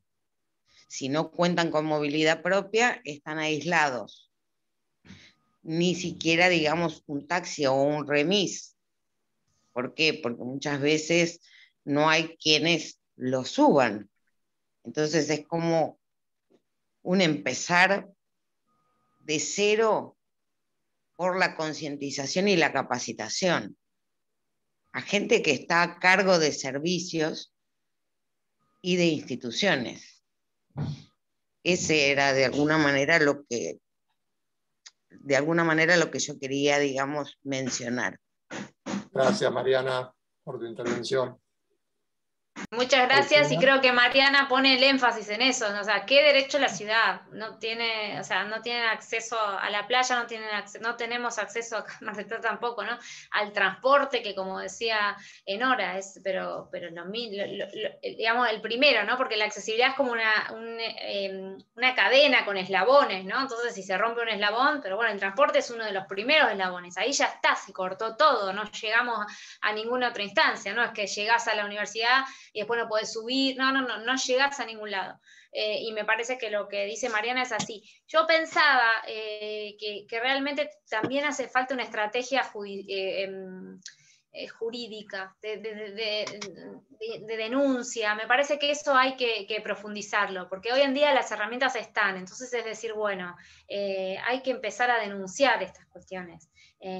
No sé qué pasaría hoy con un amparo, o sea, no les conté que obviamente se da por entender que el que interpusimos hace 20 años nos lo denegaron, pero no sé qué pasaría hoy. Me parece que, quiero decir, ¿no? Y en estas instancias hay que también... Sí. Sé que es un camino para las personas con discapacidad de mucho desgaste, pero bueno, es el momento, me parece. A nosotros también nos negaron el amparo. Bueno. ¿Hoy en día? ¿Sí? ¿Ahora? ¿Fue hace poco? Hace muy poco. Y es más, uno de ellos es semipléjico y nosotros trabajamos en una fundación donde la persona, digamos, a la cual se le negó el amparo es un profesor que da cátedras, digamos, dentro de la misma fundación. Y se lo traslada en un carrito, donde son esos carritos donde se juntan cartones, se lo sube con tablas y ahí se lo traslada por toda la ciudad, digamos, hasta llegar a la fundación para que pueda dictar sus cátedras y para que pueda enseñar al resto de los alumnos, ¿me entendés? Que realmente se puede, a pesar de que los políticos nos digan que no. Gracias, María. Bueno, Cecilia y Jacqueline y Alicia y Azari se van sumando. Bueno, Cecilia, creo que estás en la próxima en la lista. Te escuchamos. Bueno, hola, buenas tardes. La verdad, muy interesante todo lo que habló Agustina y el resto, los aportes de la mayoría. Yo más que nada lo que quería agregar es esto de no olvidar incluir en el derecho a la ciudad a la discapacidad mental y psicosocial, que tampoco a veces es vista como discapacidad, queda como en esa zona gris donde, bueno, es salud mental o es discapacidad. Y bueno, y es parte de lo que cuesta también que sea visibilizada. Yo actualmente estoy trabajando en una institución que nos dedicamos a la discapacidad psicosocial desde el año 97 y desde el modelo social de discapacidad, o sea que poder se puede hacer y salir del modelo hegemónico médico de la manicomialización, ¿no? Y trabajamos para la autonomía, para la inclusión social, con sistemas de apoyo, pero realmente lo que nosotros notamos es que en lo que es accesibilidad, las barreras, se piensa más que nada en otro tipo de barreras, como las arquitectónicas, por ejemplo, que también puede ser que una persona con discapacidad mental también tenga algún otro tipo de discapacidad, una multidiscapacidad, y también sean necesarias las arquitectónicas. Pero en el caso de la discapacidad mental, psicosocial, las barreras que más, digamos, limitan son las sociales, y ahí es donde para mí hay que trabajar, en trabajar en la conciencia, en la comunidad, en la sociedad, como por ahí dijo Nora también, en las cuestiones educativas, empezando desde los niños, no solamente en las carreras de grado, sino que hay que empezar desde antes, porque hay todo un estigma en relación a esta población. Así que bueno, es un poco reforzar ahí en poder incluir en el derecho a la ciudad la discapacidad mental y psicosocial. Nada más que eso. Muchas gracias, Cecilia. Absolutamente coincido y es así. Yo siempre digo que las barreras actitudinales son las más difíciles de derribar, porque son consecuencia de prejuicios y estereotipos que muchas veces no somos conscientes, ¿no? Yo siempre pongo una filmina de Mafalda y hablando con Susanita, ¿no? Y que Susanita le dice, ¿cuándo te dije yo algo contra esos negros cochinos? ¿Cuándo? ¿No? Y la cara de Mafalda desahuciada para mostrar que, ¿no? Cómo Susanita obviamente no tenía conciencia de su propio prejuicio, ¿no? De esta mirada que tenemos en relación a la discapacidad psicosocial. Entonces se hace muy difíciles porque son barreras más invisibles. Pero bueno, también creo que cada vez se están visibilizando más. Y en relación a lo de la niñez que decís, miren, les recomiendo una película que es porque la vi hace poco, pero la vi en Netflix, pero está en YouTube. Está titulada como Estrellas en la Tierra. Estrellas en la Tierra. Si pueden, véanla, preparen un Kleenex, pañuelito. Estrellas en la Tierra. Es de un chico, de un nene, y con una diversidad, y cómo desde la familia, desde el sistema educativo, va mostrando, bueno, cómo suelen ser las respuestas, ¿no? Y cómo podrían ser tan diferentes, y en ese caso llega a serlo. Realmente me parece, es una película indie, o sea, no sé si conocen la onda, de pronto van a bailar, así un poquito, pero la película me pareció preciosa y se la súper recomiendo. Gracias, Agus. Bueno, Azaria, o creo que es Pablo, ¿tu nombre?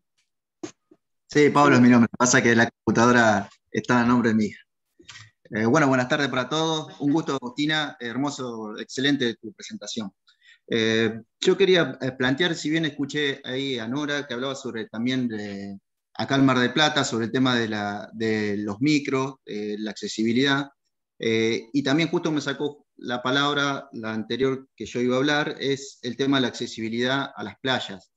Y que marcarlo como un derecho, como vos lo nombraste, que un derecho humano es el ocio, que no, también siendo una principal ciudad turística, Mar del Plata, de nuestro país, no estar enfocado, siendo que años, gente y multitudes vienen a Mar del Plata simplemente a las playas, simplemente para acudir a la playa. Y no está planteado en esa base, desde ahí. Y por otro lado también, siguiendo con el derecho al ocio que venimos, también a las discotecas o boliches, que es parte también la accesibilidad, por ejemplo, las puertas de los boliches, todo eso, si bien uno que otro puede marcar que tengan rampas, pero internamente dentro del boliche no está planteado tampoco la accesibilidad para estas personas. Entonces, ver también de ese lado, de la parte ocio, de pueda divertirse esa persona y pueda incluirse con el resto, plantearlo de ese lado. Y mi pregunta es, si bien entiendo y veo que la educación es la semilla que debe germinar para que esto pueda tener un final o proceder a algo bueno, ¿cuál sería la solución ahora como política para aplicar en estos momentos, si bien dejamos germinando la semilla de la educación? Bueno, Pablo, muchas gracias. Qué pregunta. La verdad es que ojalá tuviera la respuesta, pues entonces, bueno, creo que la educación siempre es una apuesta un poco más a largo plazo. Creo que lo que decíamos anteriormente también, esto de decir, bueno, pensar una estrategia de litigio. Quizás quienes somos más del derecho se lo vemos, pero bueno, una estrategia de litigio. Yo digo, a nadie se le ocurrió, yo porque no me dedico a eso, soy de CONICET, pero realmente gente que trabaja, de empezar a decir, bueno, ahora vamos a empezar con las playas. Después vamos a seguir, realmente es una línea incluso para quienes se dedican a la profesión muy interesante y para las personas con discapacidad que quisieran, ¿no? Decir, bueno, entonces tomar casos estratégicos, ¿no? Pensando, decir, bueno, vamos a marcar, ¿no? Un camino, en este caso, en este otro. Me parece que esa es otra herramienta, pero bueno, te lo digo desde mi limitada formación que tiene que ver más con el derecho. Seguramente hay muchas otras. Creo que otra es mediática. El rol de los medios de comunicación es esencial, es visibilizar otra mirada de la discapacidad, que no siga siendo siempre la de pobrecites, ¿no? Todo eso. Y vos lo que hablaste del derecho al ocio me parece muy importante. Ahí se juega el derecho al ocio, el derecho a la no discriminación y el derecho a la accesibilidad, esto de que hablábamos, ¿no? de esta interdependencia de los derechos. Y fíjate, ¿no? Porque uno piensa, bueno, ir a la playa, pero ir a la playa también, ¿qué derechos juegan ahí? Es el derecho al ocio, pero también es el derecho a, si quieres trabajar en una playa, el derecho laboral, pero también es el derecho a la familia, porque muchas veces es la familia la que va, ¿no? La vida en familia, y también es el derecho, si sos mamá, papá, a ejercer tu responsabilidad parental. O sea, se juegan un montón de cuestiones, y esa es la interdependencia que yo decía que tenemos que tener en vista también, ¿no? Y el derecho al ocio, que de nuevo, o sea, es el derecho como tenemos todas las personas, y que estaría muy bien también ir por ahí, pero está también bueno tener esta mirada de cómo los derechos son interdependientes, y en este caso se mostraba con los ejemplos de boliche que decís y demás, ¿no? Así que bueno, me parece importante. Y me parece que otra estrategia es la del litigio estratégico. ¿Sí? Pero bueno, pensemos qué otras. Gracias, Agus. Gracias. Y sobre eso, en el caso de la playa, justamente que se ha planteado acá y se ha discutido desde el punto de vista del litigio, se juntan dos cuestiones. Una es la que vos estás abordando directamente, que es el acto de discriminación, esa barrera que te están poniendo. Pero por otro lado, y lo que conversamos hace un rato con la pregunta que te había hecho uno de los compañeros que estaba en París, con respecto al modelo neoliberal, acá lo que tenemos es una privatización de las playas. Claro. Entonces, las playas han sido vendidas o entregadas a sectores para su explotación económica. Entonces, hay una intención de impedir el acceso a esas playas, ya no solo para personas que puedan tener algún tipo de discapacidad, sino para todo el mundo, sí, al cual se le niega el acceso.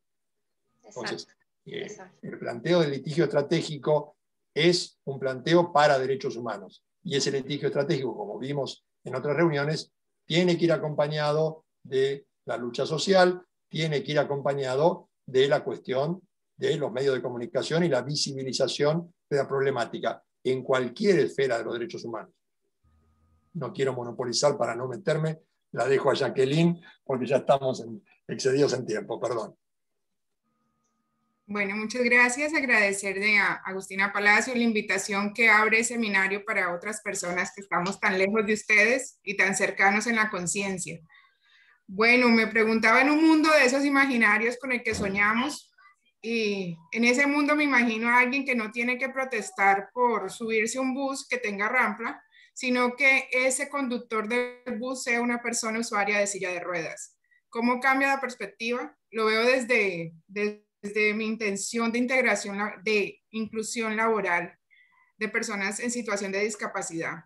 ¿Cómo nos cambia la perspectiva de ser usuarios? Todas las personas en situación de discapacidad en este momento han dicho, necesitamos, pero ¿cómo cambia cuando la ecuación es nosotros damos? Si la persona en condición de discapacidad es quien ofrece el servicio, cambia muchísimo, tanto la visión de los demás como la misma aceptación de la sociedad. Es que es muy difícil que los acepten si no están.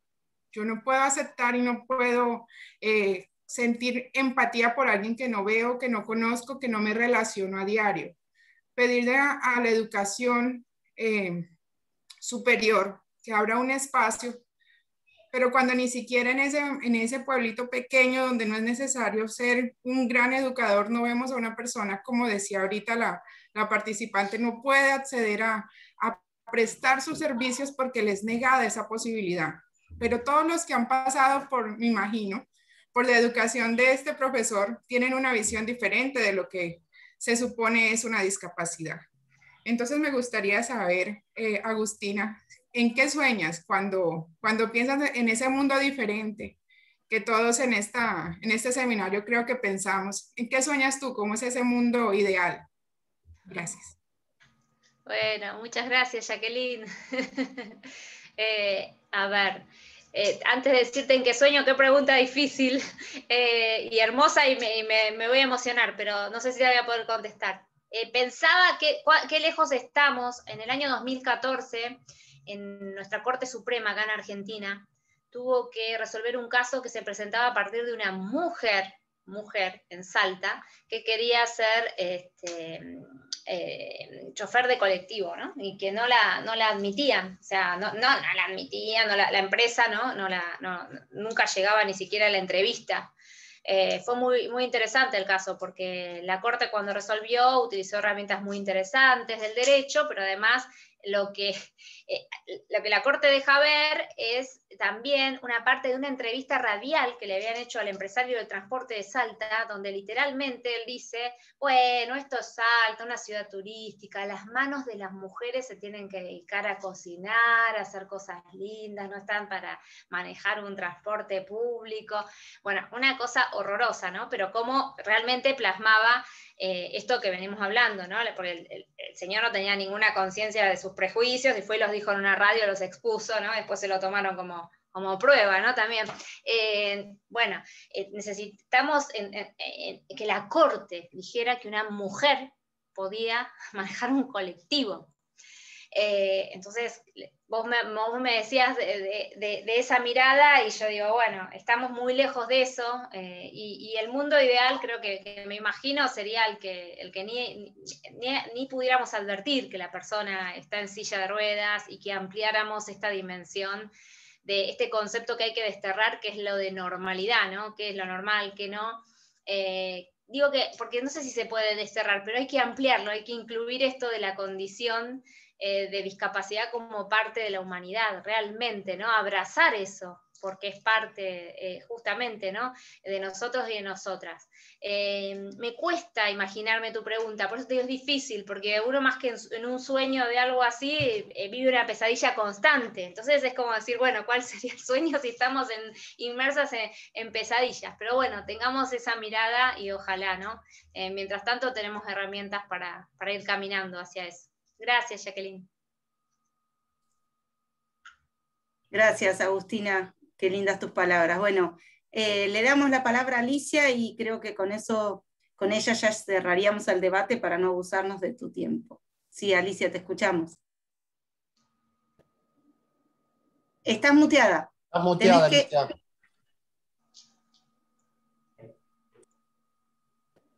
Tengo muy baja visión, por eso a veces no, me ahí equivoco. Ahí es una de mis discapacidades, exacto. Por eso a veces me cuesta. Y me había costado poner la manito, había puesto otra cosa. Bueno, ya mucho lo dijo Nora, así que gracias, Agustina, excelente por todo esto, porque ha compilado un montón de cosas que uno tiene por ahí. Aparte de la formación académica universitaria, me parece fundamental también la formación del profesorado y a nivel primario y secundario, porque ahí es cuando el chico realmente puede, y la persona puede realmente, digamos, unirse un poco más a lo que es la idea de las personas con discapacidad. Y el hecho de una ciudad accesible, una ciudad vivible. Hay tantas ordenanzas en Mar del Plata que no se están cumpliendo y que nos tropezamos en la calle con cualquier cosa, y yo no sé si ahí se puede hacer hincapié para que realmente el Estado municipal, en nuestro caso concreto, cumpla con esas ordenanzas que están, veredas, calles, rampas, etcétera, etcétera. Esa es una de las preocupaciones fundamentales y que hemos trabajado mucho también en la comisión del plan de accesibilidad. Bueno, no es poético lo mío, Agustina, pero realmente fue hermoso y realmente yo sueño con caminar tranquila por la calle. Una vez llevé a mi nieta, la tuve que llevar durante un mes entero a la escuela en silla de ruedas porque se había lastimado un pie y la tuve que llevar por la calle durante 12 cuadras. Todos los días 12 cuadras de ida y de vuelta por la calle, porque no había una vereda y una rampa para poder transitar. Así que el trabajo es amplísimo y todos estos encuentros que ustedes generan realmente fortalecen un poco las decisiones que uno tiene de seguir avanzando en el tema. Muchísimas gracias. Muchísimas gracias a vos, Alicia. Muchas gracias. Y lo que decís de esto del aula, ¿no? de la necesidad de capacitar y de generar conciencia, ¿no? En docentes de niveles primarios, secundarios, bueno, en etapas iniciales también. Y sobre todo esto, yo creo que si el chico o la chica con discapacidad está en el aula, esa es la mejor enseñanza, porque ya está, eso es la convivencia, ¿no? Con la diversidad, Claro. que deja de ser tal, porque en ese caso deja de ser tal, porque forma parte del aula. Entonces eso es muy importante, y bueno, ha habido avances, pero no son tantos, ¿no? Los que ha habido en educación, lamentablemente, ¿no? Y de toda la discriminación que se sufre. Y vos decís todas las ordenanzas que no se cumplen. Cierro con esto, pero que pasó hace muchos años. Bueno, yo ocupaba un cargo en la municipalidad, era directora de Derechos Humanos, y en ese momento se estaban haciendo rampas. Estábamos haciendo rampas desde el municipio, y venían personas con discapacidad a quejarse de que las rampas estaban tapadas con autos. Bueno. Y ahí diseñamos un curso. Me reuní, me acuerdo, con los jueces de falta, diseñamos un curso que hoy se llama Transitar la Igualdad, tránsito, porque lo que hicimos fue que esas personas infractoras de tránsito, que estacionaran tapando una rampa o en una parada de colectivo y demás, vinieran a hacer un curso que se daba en el recinto del Consejo Deliberante. Yo creo que se mantiene eso, bueno, ahora con la pandemia no, pero que se mantuvo. Todavía hoy la municipalidad lo mantiene, y me acuerdo que lo que hicimos era que le dábamos una charla. La parte más pesada era escucharme a mí, pero después venían personas con discapacidad, que Gladys de Umasdeca, Marco Folgar, desde todas las instancias, a contar qué implicaba para ellos, para ellas, encontrar un auto estacionado tapando la rampa, ¿no? Uno de los primeros cursos que vimos, había un infractor que era docente, y nos dijo, esto hay que llevarlo a los colegios. No lo llevamos a los colegios, trajimos a los colegios, al recinto. Entonces, cada vez se invitaba a colegios, y estaba todo el recinto del Consejo Deliberante ocupado por estudiantes que veían y escuchaban. Y bueno, y yo creo que eso fue, desde mi punto de vista, fue una de las cosas más lindas, si bien no es algo muy, pero fue muy lindo, porque primero quienes llegaban a hacer el curso estaban absolutamente asustados de qué les iba a pasar, y después de escuchar y de transitar ese momento, yo creo que no volvían a estacionar un auto, les aseguro. Y eso tiene que ver con el efecto de la educación, con el efecto de la participación de las personas. No hubiera sido lo mismo que diera el curso yo, que lo dieran las personas con discapacidad. Y bueno, me parece que esa es la línea en todos los ámbitos, ¿no? Pero bueno, es muy difícil, soy consciente. Pero bueno, seguir insistiendo en la educación para la ciudadanía. Gracias. Muchas gracias, Agustina. Bueno, propongo un aplauso colectivo. Sí. Gracias por tu tiempo, por tu conocimiento. Muchas gracias. No sé, Pablo, si querés hacer el cierre. No, antes de hacer el cierre, simplemente aprovechar para invitarlas a todas y a todos la semana que viene. Estos encuentros los hacemos todos los jueves. La semana que viene vamos a tener al doctor Gerardo Ballesteros de León, que es el subsecretario de Derechos Humanos del Gobierno del Estado de Jalisco en México, y es miembro del Comité Permanente de Expertos de Estados en la ONU Habitat, que va a estar hablando del papel de los derechos humanos en la construcción de seguridad en las ciudades. Y bueno, agradecerle, como siempre, a Agustina por el lujo de haberla tenido con nosotros, y esperamos que se puedan seguir sumando semana tras semana para esto que intentamos hacer, que es construir un espacio de discusión, de debate, en el que todos nos vamos enriqueciendo. Y cerramos, como siempre, con un fuerte aplauso a micrófono abierto para la disertante. Gracias, Agus. Gracias a ustedes. Hasta luego a todos. Hasta luego.